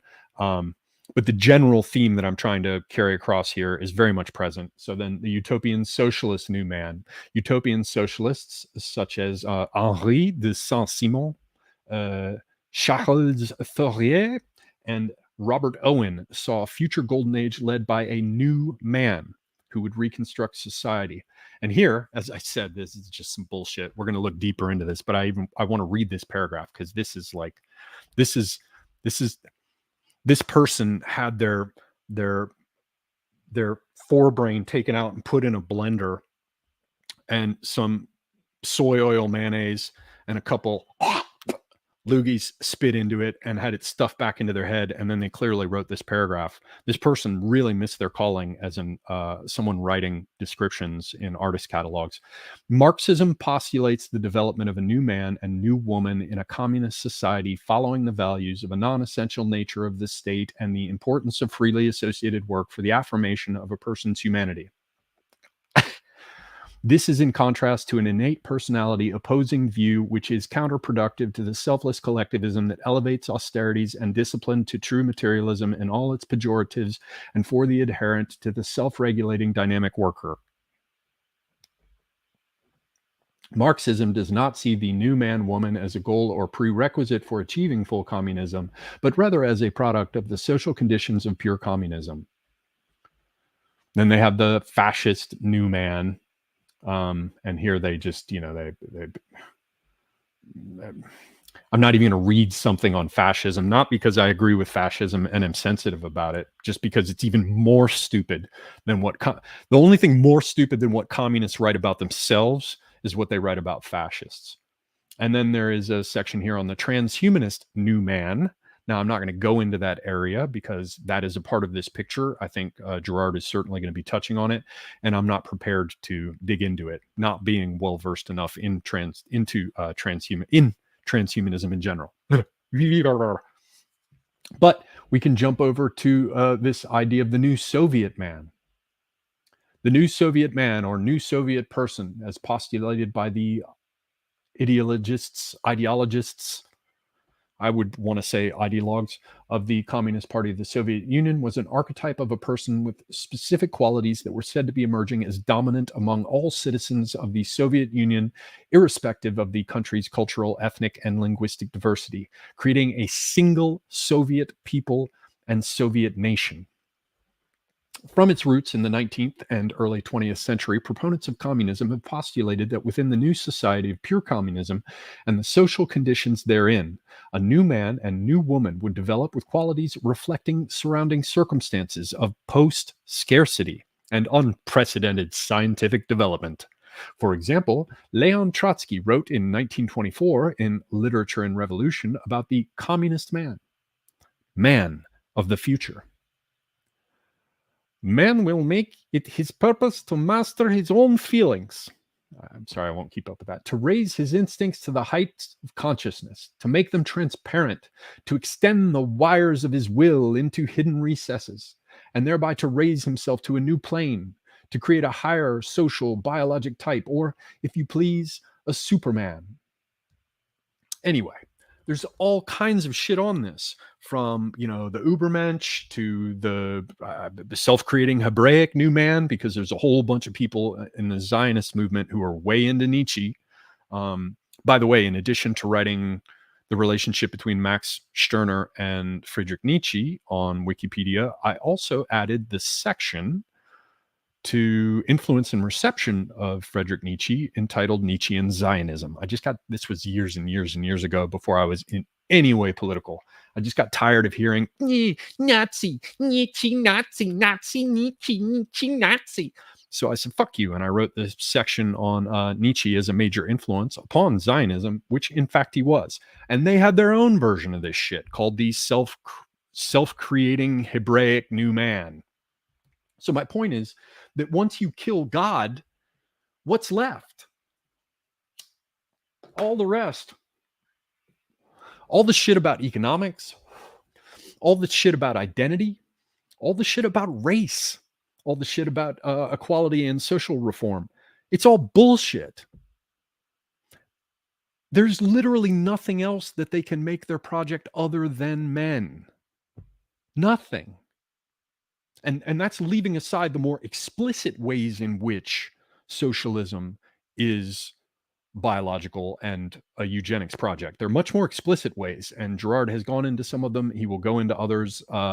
Also, he and I are hopefully going to be talking about this in the near future, just as a back and forth. And so I don't mean to suggest that socialism is eugenics simply because with the death of God, there was nothing else to work on but man. However, in a very fundamental sense, that's what we're dealing with, whether they're conscious of it or not, whether they dress it up in anything else or not. There's no such thing as a human society without that type within it. But it's not just a cuteness here. As I said, there's a very specific respect in which what these cocksuckers are up to is trying to remake all of it, all of us. They're trying to remake all of me. They have arrogated to themselves the position that they can choose what I could, should, and must be. And in that respect, I'm very much on board with Stirner, mocking these shitbirds who have created some new ideal to pursue while thinking that they've escaped it, who think they've set aside religion while they have in fact created another one for themselves. Again, that's something many people have talked about. I've talked about it. It's not original, but I haven't seen it any further back than this. Now, mind you, I've seen antecedents from it, but they were never materialist. But mind you, I said it, I've acknowledged it, full disclosure up front, right about the 1680s or 90s, I just stopped paying attention to philosophy and didn't pick it up again until here. So it's entirely possible that there are antecedents for all this in the Enlightenment project that I'm unaware of. So again, once God is dead, what else is left? Whether it's an overman, the new Soviet man, the self-creating Hebraic new man, or just a rapey mystery meat bio-Leninist homunculus, socialism is always already eugenics. So for one, Nietzsche said hierarchy, discipline, and breeding. Marx, for the other, you have the pipe dream of universal masterlessness. Think about masterlessness as an ideal. That was certainly an aspect of Stirner's project. And yet, in the form of so-called liberation, and more important than the question from what, which is all they ever harp on, is to what? What are we going to get? We're gonna somehow escape false consciousness as is a central part of the Marxist project. So anyway, that's the basic idea. That right there is the basic idea. Now I'm going to get into a few other things here, and maybe we'll have some time at the end to take a few questions. There's just a little bit of this left here. Though I should not be putting this on the table. I should not. Especially given that this damn computer, after having been repaired, is fucked up as a fiddler's bitch. It's always doing weird shit. I mean, it was doing weird shit before it was fucked up, but yeah. Now it's just doing more of it. L'chaim. So, remember when I mentioned that bit about how when Gerard said to me, socialism is eugenics? Remember that part where I read the bit by Woes? Follow his channel on Odyssey. Follow him on Telegram, please. Follow all the good folks over there. Follow Frody. Follow Morgoth. Follow AA over there as Bertie Bassett. I talked about how there appear to be some real... Follow me over there. I'm selfless, self-abnegation, the humanitarian ideal. I said that there appear to be problems with how we're construing this, or what criteria we're applying, or how we're naming these things. Properly understanding what we confront and how to deal with it is the indispensable first step. Is the indispensable first step to getting anywhere. And as soon as you take this idea that they're eugenicists, I don't feel the need anymore to call them communists. I don't feel the need anymore to call them globalists uh, or totalitarians. There's all the globalism, the totalitarianism, all of that. It seems to me it's all a kind of epiphenomena. It's all a kind of accident, uh, a product of the central focus, which is that they now have to attempt to perfect man because there's nothing left. And due to the doctrine of liberation with its handmaiden egalitarianism, it's no longer a thing where like Stirner could say it's all bullshit, but I'm going to go off by myself. And in my ownness, there is no common denominator between me and any other person. And so the idea that we could be leveled when, how do you bring a fucking platypus and an orange to the same level? They're qualitatively entirely fucking different. So for Stirner, there never would have been a question of saying that all the oranges are at the same height, or even that all the apples, the oranges, and the kiwi fruits are at the same height, because he did not give a shit. He dispensed with all of that. So in his own way, though again, I now have some reservations about him, he's certainly superior to Marx and his bullshit. So they cannot even like look off to one side or turn inward and attempt qualitatively to make of themselves something different and superior, because they got a shot in the arm or a rod up the ass of all this business of egalitarianism and leveling it, making sure that from each according to his ability, to each according to his need. But what does that create? It levels it. It's a post scarcity environment. So there's no way to escape the focus on man as a collective. Nevertheless, their project is a eugenic one. How could seeking to eradicate whiteness, and here I want to go into this realm of why it all seems to fall together for me. How could seeking to eradicate whiteness be anything other than eugenics? Even if it's dysgenic, remember, these people believe that this is the way to make it good for everyone, because these differences cause problems, right? How could discussions about the last white man, this, what's the fuck stick's name? Mohsin Hamid. How could discussions about the last white man, or, breathing a sigh of relief when the last white man disappeared, how could that take place in anything but a eugenic context? This is a biological program. And if you want everyone to be equal, then, the nail that sticks up highest or the flower that grows highest has to be cut the fuck off. It's a eugenic project. How could eating the bugs not be a part of this, given that you are what you eat? Save the World, like I said, is a new cover for it all. I can't go into it at length here. I still need to think about it a little bit more, but it seems to be something that partakes of the whole microcosm, macrocosm thing, right? There's something going on there with the saving the world that partakes of man as the microcosm of the macrocosm, the greater world around him, the cosmos, as well as, of course, the more obvious shit going on with this business of uniting the world against a global threat, which requires global control. That must just be a coincidence. That's definitely there. And there is this business of well, let's just say the vags. The vags is something else we should also think about, because it has all sorts of interesting things going on.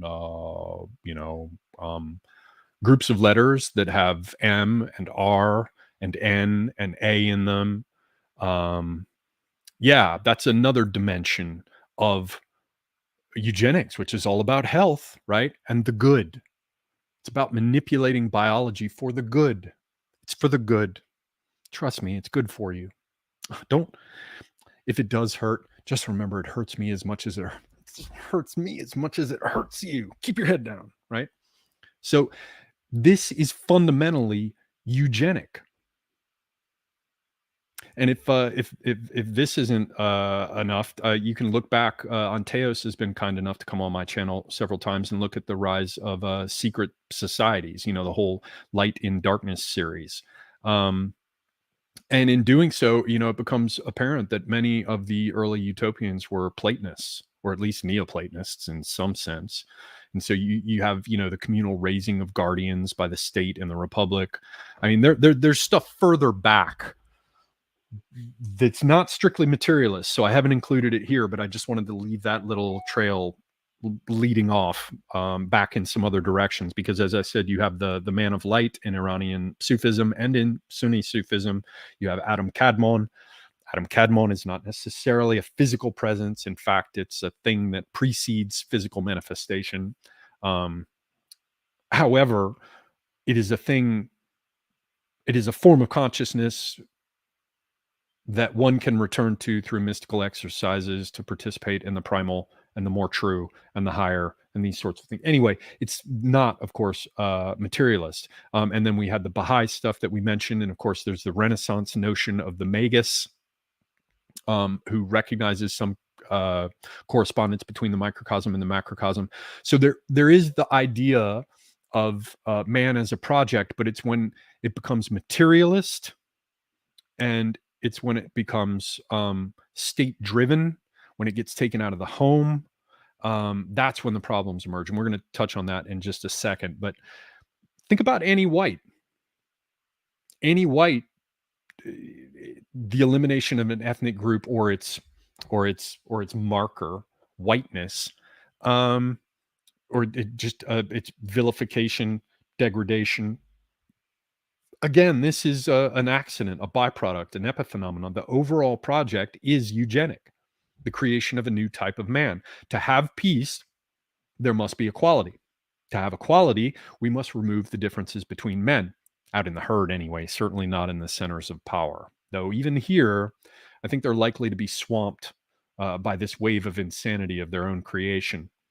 Gerard will probably talk about this more privately. He's told me, yeah, they want to do this for everyone else, but they're trying to breed well in their own circles.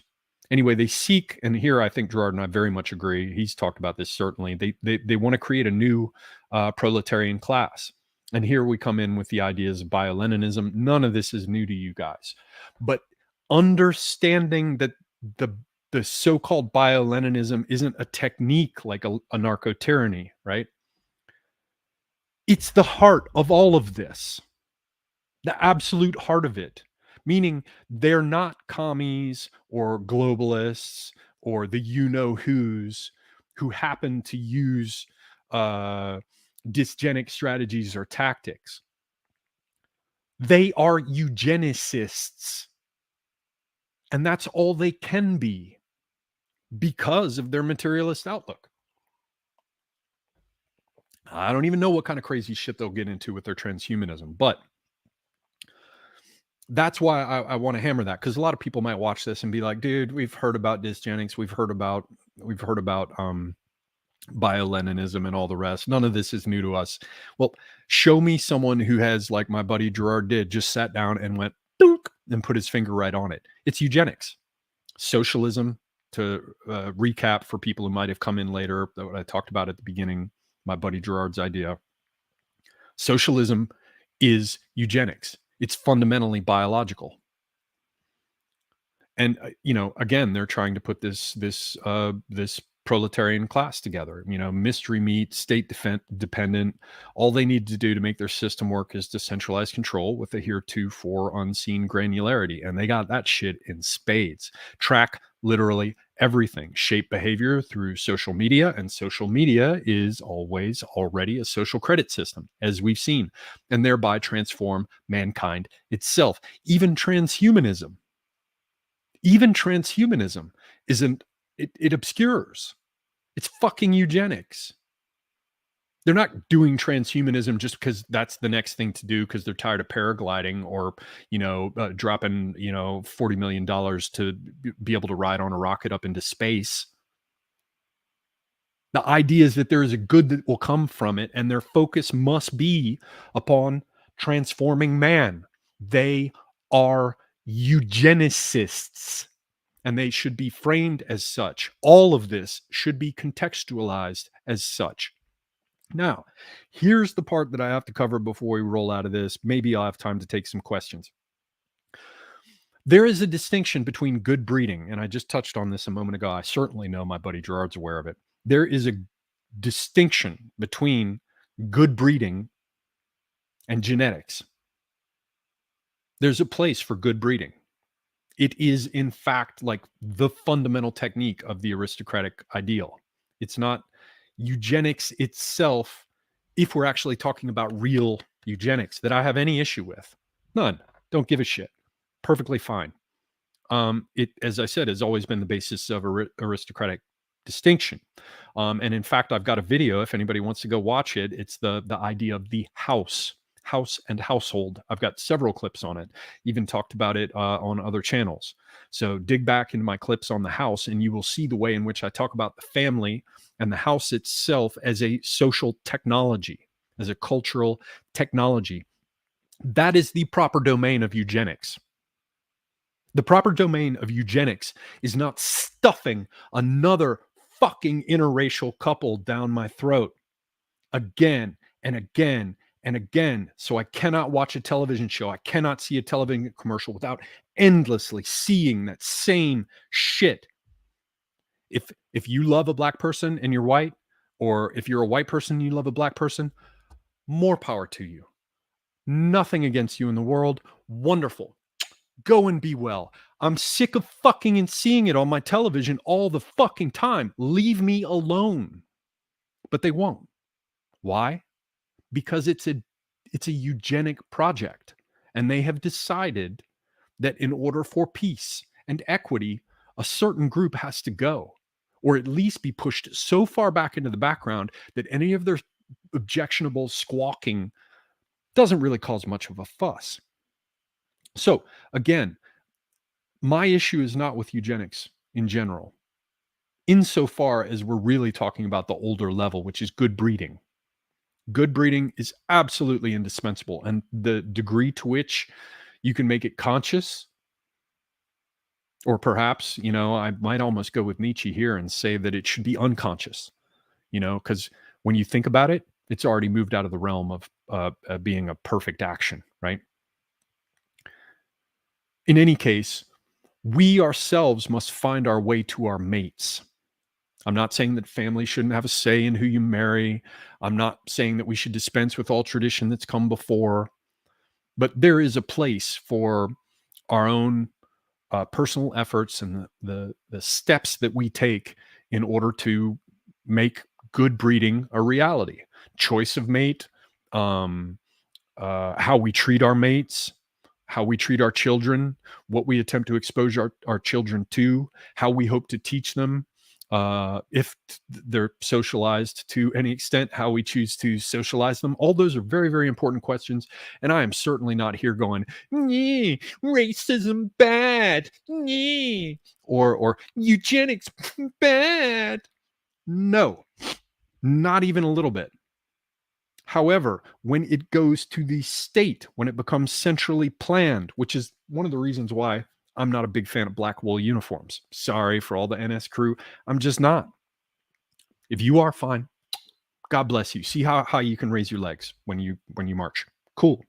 And I must admit, you do have the most stylish uniforms. However, central planning, like I think about it like this: the free market of good breeding versus central planning for economics, central planning for eugenics. It's the same kind of problem.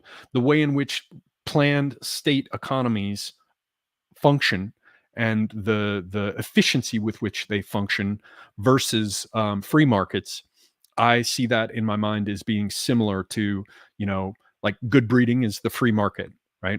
Your choice about how to do it, survival of the fittest, whatever. State planned economy, state planned eugenics can fuck off, can kiss all of my ass.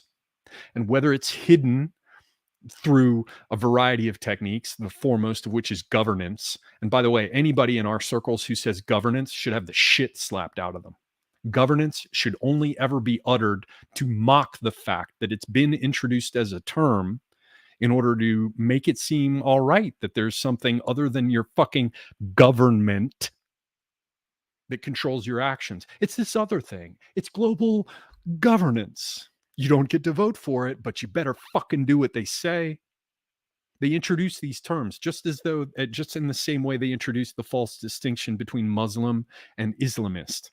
It's fucking bullshit. Bullshit. Slap anyone who fucking says governance without like a mocking sneer. So, this idea that the government would be involved in this, all of it, it's a train wreck. Good breeding should operate, as I said, more or less as the free market does. So again, just to make sure there's nobody here who doesn't get this, I'm not against eugenics as such, certainly not against good breeding. It's that I'm against it being taken out of the private sphere, out of the house. And as I said, anybody who's interested, go find my clip on the house and household. There are at least a couple of them. Aristocrats cannot exist without a house. How could there be Habsburgs without the house of Habsburg?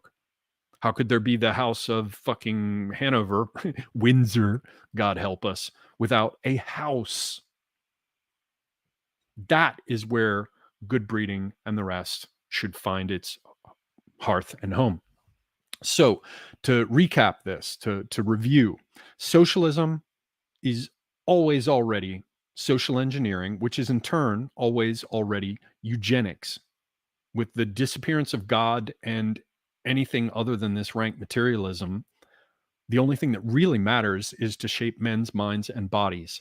And increasingly, they're showing that they only want to shape our minds in order to shape our bodies. And again, all the business, we'll get to that in a second, the shit about the climate and save Earth, the emphasis on economics, or the emphases on economics, on legal reform, on egalitarianism, on identity, even the emphasis on race. All of these things are just a smokescreen. All of it. There's only one project: to make a new man. And they want to do it on a global scale. That's eugenics. They want to shape our breeding. They want to shape our biology. And again, you can say it's dysgenic, but that's just, in terms of dialectics, spoken dialectics, discourse, if you come in and start talking about how it's all dysgenic, in terms of pitching that to the broader public, I'm not talking about discussions amongst the elite. I'm talking about getting it out there in front of people. If you say that's dysgenic, you sound like the eugenicist. Again, I have no problem with eugenics. I have no problem with good breeding, but I want to fucking win. So if I go out there going, it's dysgenic, I sound like the eugenicist. If I go out there instead and say, this motherfucker's using eugenics on all of us. I wonder how that goes over by comparison. And what do they say to it with the way in which they use medicine out there for everyone increasingly to see, with the way in which they manipulate healthcare and the way in which they import populations to replace other populations? Does it make any sense for me to go, oh, don't be so dysgenic. I'm the villain. Don't be so dysgenic. Make sure you identify me as the villain. No. You, cocksucker, are engaging in eugenics. And you know what? It also has the advantage of being true. That's exactly what they're doing.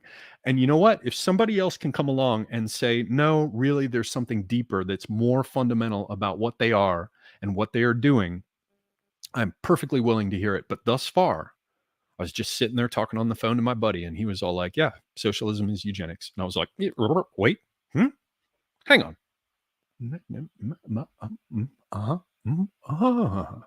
It fits. So that kind of takes us back to what Woes was talking about. What I read of Woes was discussing, in terms of what do you say? Communism, Stalinism, and even capitalism, all these terms are fast losing their relevance, right? Or where he said, and as yet we don't even have a vocabulary to capture the new state of affairs that will emerge. But I would say that it's present here. We can not only not capture with our vocabulary the new state of affairs that's coming, we're having a hard time dealing with it right now. And my vote for the moment is that we look at this as eugenics, because really I can't think of anything else that it actually is. So Again, there is only one project. All this other shit is a smokescreen. There is one project, the project of making a new man. Oh man, where the fuck did my notes go? And I can wrap this up and we can move to some questions, ladies and gentlemen. So, this I definitely wanted to mention again. I see little value, if any, in any other context for consideration of our various movements for progress. As I said earlier, all they do is distract from what we are really dealing with. The social engineers cannot create the society they want without creating the type of man they want. And even if they do create the type of society they want, it's always already to produce the type of man they want. Now, contrast this with Nietzsche, who couldn't create the kind of man we want without creating the kind of culture in which he would emerge, coming at it from two directions. Nietzsche was certainly a man of culture. Marx certainly was not. It's probably safe to say that Marx felt that all the cultural impediments had to be removed in order to realize his new man, replaced with new structures. Nietzsche, on the other hand, believed that cultural restrictions, or at least structures, forms of the harshest discipline, had to be imposed. Again, it's always already eugenics, even when it's dysgenic, as I said, insofar as it aims to shape society for the common good, as we see with society heaving a sigh of relief with the passing of the last white man, or whatever that there's a bit of it in here. What is this if it's not eugenics? This is in the Washington Post. What if white people woke up with dark skin? Mohsin Hamid's novel Wonders. The Last White Man is a fantastical exploration of race and privilege. Mohsin Hamid's novel The Last White Man buzzes with an ironic allusion to that unsettling metamorphosis. In the opening sentence, a white man named Anders. I wonder if it's a coincidence that it's a Scandinavian name. Must be a coincidence. A white man named Anders awakens one morning to discover that his skin has turned a deep and undeniable brown. Following Kafka's lead, the cause of this sudden alteration remains unknown. He refers here to the metamorphosis. Its meaning is equally elusive. What follows sometimes feels like a curious thought experiment, or Tucker Carlson's worst nightmare, a racist fever dream of the great replacement theory. Everybody in this little town is turning brown. It's fucking eugenics. Just because it feels dysgenic to us does not mean that there is no group of people who have set out with malice aforethought to reshape your fucking bodies and to tell you what you must do, to tell you what you must aspire to be. Globally. I don't mind if a nation or a principality or the fucking Grand Duchy of suck and fuck comes in and tells me that I need to aspire to something. Fine. There's at least some room for each different place to have its own varieties. At least some room. And there's always room for citizens of the world to make a bit of space for themselves, despite whatever impositions are forced upon them, right? There's, a wink is as good as a nudge. You find a way to get around it and everybody's cool. We don't have to talk about it. You know what I'm saying, right? But the universalism of it, the hubris of the universal imposition inherent in even the idea of there is only one race, the human race, makes me want to fucking puke.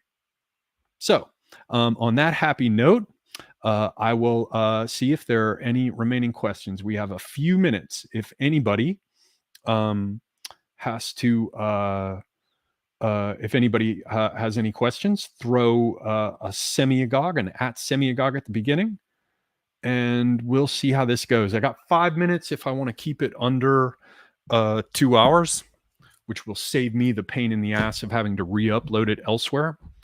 But if there's some really good questions, I will hang for a minute and we will see what folks have to say. However, I want to keep the questions focused on the topic this evening.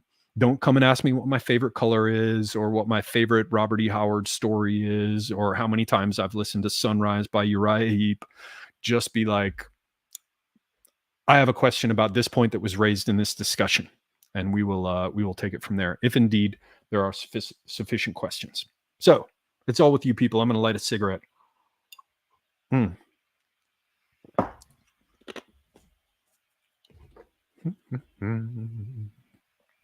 Trimatologia vonk. Avane dave ajin. Avane dave ajin. Avane dave ajin. Ikishin rain. So do we have any we got one. 99 Iron Duke. Hello, sir. Glad to see you again. Marx was a Jew who did not like Jews. No wonder he appeals to whites who hate whites. Well, that's not exactly a question, but thank you.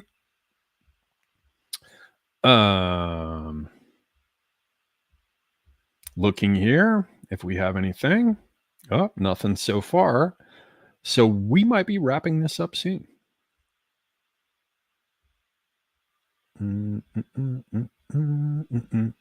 Oh, he's only ones and zeros.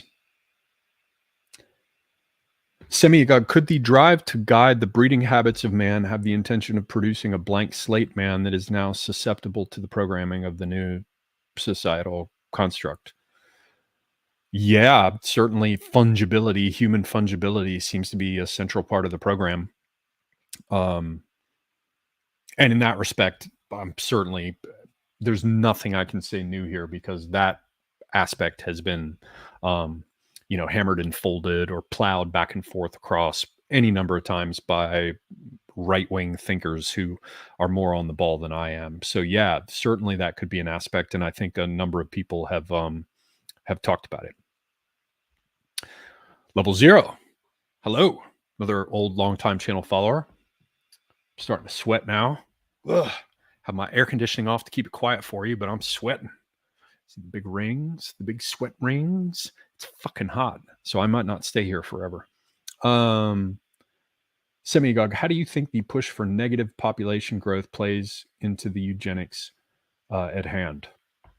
Well, just like the notion of white people are problematic, so let's pull their fangs or get rid of them entirely. Likewise, too many people, we've got a surplus population, or like in Gerard's clip where he mentioned it, a residuum. All those, those people. We can't have so many of those people. I mean, do they even have an ayahuasca hut? I mean, did any one of their daughters go to Sarah Lawrence? I mean, yeah.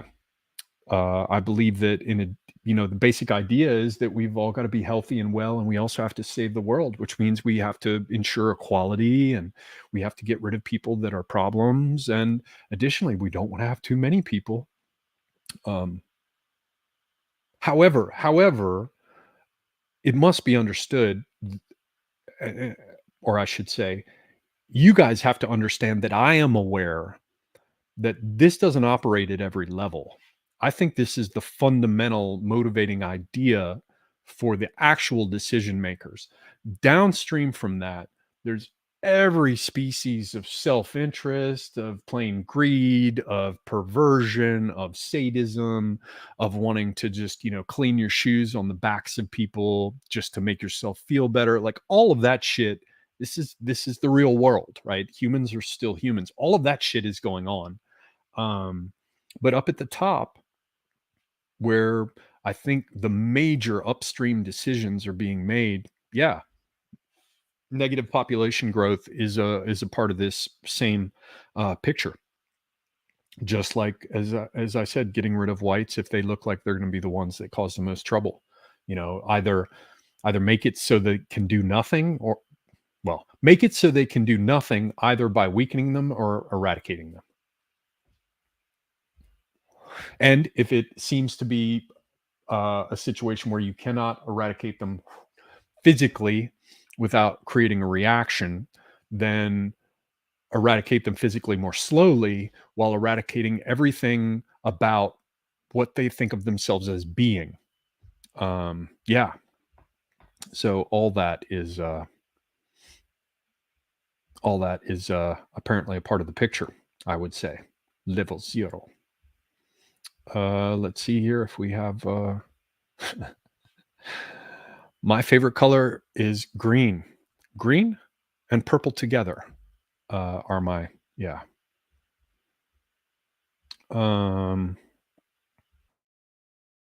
It's 2 minutes, which means I'm going to have to at least smoke this cigarette and drink the rest of my whiskey. I'm sorry, I passed 2 hours, which means I'm going to have to finish this whiskey and cigarette because I've already gone past the thing. So let's see what else we got here. Ooh. Man Ray of Hope is talking about lizard people. I'm just going to skip right over that, buddy. Friend. What else? Whoop. Julius Flavius says, Semigog Conan was described as brown-skinned with his constant forays into the sun. I don't think he felt out of place or identified with the Kushite, etc. Quite the contrary. Conan was described as bronzed, with steel spring muscles, with sinews and bones made out of steel springs and whalebone. Yeah, he wasn't brown, he's bronze. Up the slopes and at them. Yes, sorry. Kram, Mitra. King Salmon Fish has been big on daddy issues for like 2 or 3 days.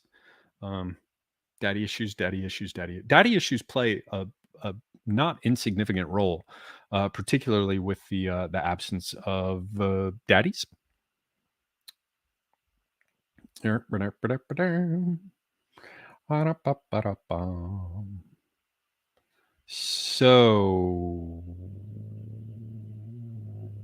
99 Iron Duke says, Semigog, if you eradicated white people, the so-called elites will have far less trouble ruling. Do you agree? Yeah. But and I think Gerard's going to go into that. And of course, many people have gone into that. I'm not going to pretend that I'm in any sense. I mean, hell, everything I've talked about here, I just gave you like credit, or I mentioned to you my crediting of my friend at the beginning for the insight that carried me off in this direction.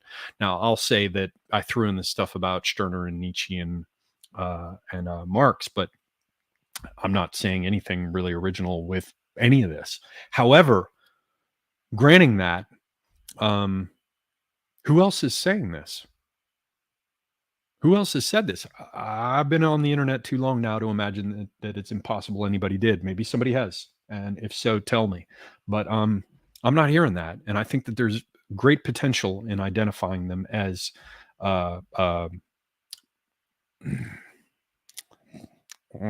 eugenicists. So yes, 99 Iron Duke, I would agree with that, and many other people have made that observation.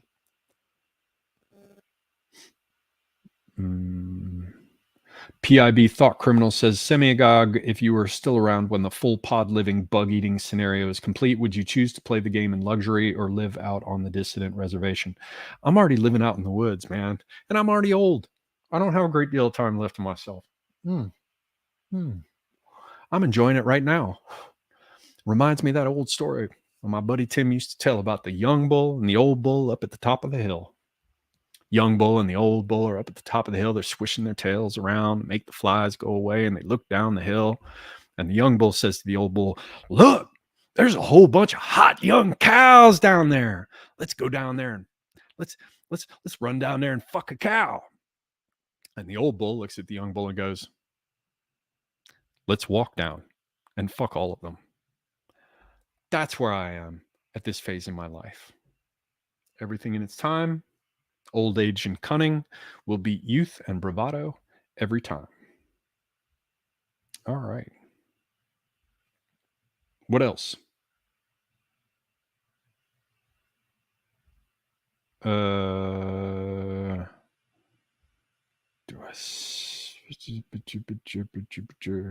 Facile Goose says, socialism, godless, atheist materialism, atomism is the remedy a different physics paradigm. Remove the scientific cachet from the bean counter social engineering. Maybe, but I don't think that there is space in a YouTube comment for you to explain that to me. But if you can, you're welcome to try.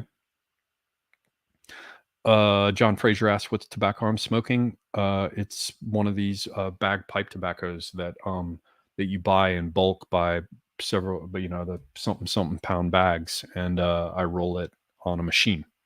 So yeah, I don't buy a store bought Bandit tobacco. I think I'm gonna spend like, I don't even know what cigarettes cost now. They can kiss my ass. Um, I mean, I've heard from people they're spending $7, $10, $12 for a pack of cigarettes. Hell no. This is much fresher, much, much, much, much, much fresher. And I think it comes out to something like 88 cents a pack for me. And it's good tobacco.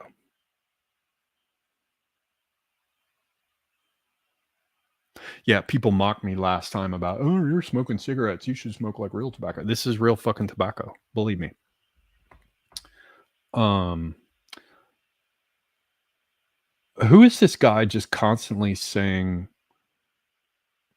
folks to everyone? Zangari RC, Eve's belly button proves creationism is false, folks. Personal salvation is top tier narcissism, folks. In our evolutionary brilliance, the gods were inevitable. However, evolution will prove them false inevitably, folks. Right wing sewing circle BS, unless that's some cute pun, because sewing is spelled with an E, not with an O.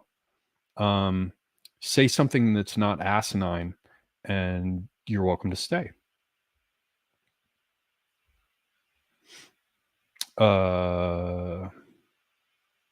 Mighty Balzac says, Semigog, can you give us a few slogan type one-liners to back up socialism is eugenics? I don't know what's a tighter one-liner than socialism is eugenics itself. However, I am reminded of the remark I've repeated so many times, which is I would have written you a shorter note, but I didn't have time. So it was only, 36 hours ago that I even heard this and thought through the beginnings of it. My buddy Gerard, who, as I said, came up with it and told me about it, thought more about it. So yeah. All right, man, I'm just tired of fucking seeing folks. Just stop saying fucking folks. You sound like Barack Obama, man. Folks. All right, folks. Hey, folks. Folks. Oh, Politea says folks morph. Finger hovering over the fucking black.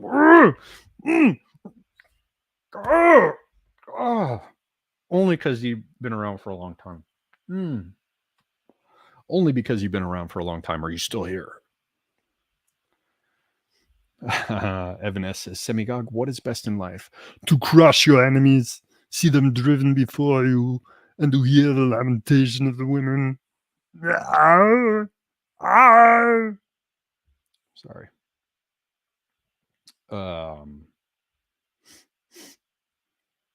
Harry Pixel says, Semigon. I have to turn this other thing off. Sorry. Harry Pixel says, Semigog, sorry I came in late, but can you provide your definition of eugenics? Yeah, let's just take any definition of eugenics. Here's one from Wikipedia. Eugenics is a set of beliefs and practices that aim to improve the genetic quality of a human population. One's standard for what constitutes improvement is what matters. So if your standard is a population that's viable in terms of being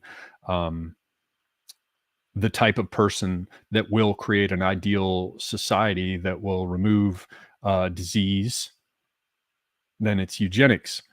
And you have a typical rationalization or justification for a vaccine. But by the same token, if you think that human beings are going to breed so much that they're going to smother the earth and kill everything, or that because they're also backwards and hierarchical, patriarchal, pale patriarchal penis people, fill in the fucking blank, and that in and of itself creates an existential crisis for Earth or for man itself, then you end up with a whole new set of justifications or a whole new set of criteria that you base your decisions about what is healthy upon. I mean, just think about how health metaphors are associated with everything. There's one on public health and censorship and the rest, that I did some time back, where I look into the way in which virus and virulent anti-Semitism, virulent virus, virulent hatred, right? It means a virus, right?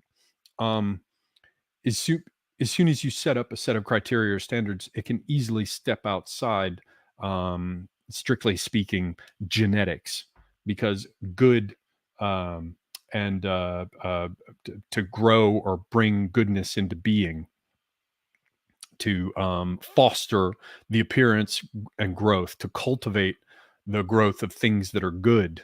That's the core sense of the term. And they like to hide it now under genetics, because that assists them in obscuring, in my view, what it is they're all doing already anyway. Okay. What else? Birdie.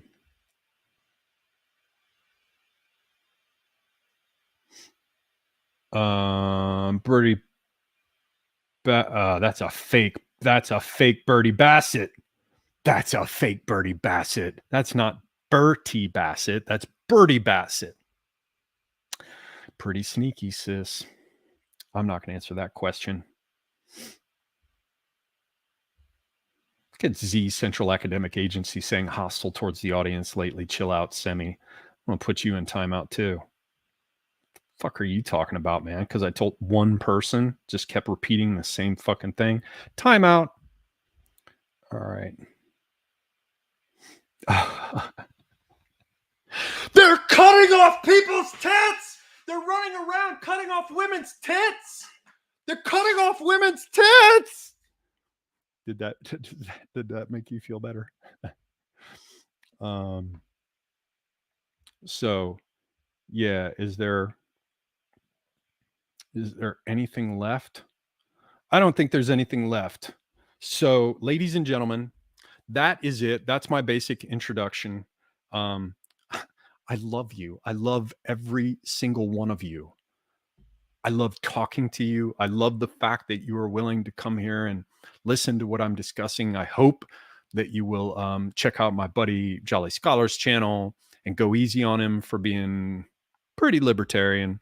I hope that you will consider what he says, because you're a fool if you don't, because there are some good insights in there. I thank you all for being here. Yeah. I am Semiagog, and I am out.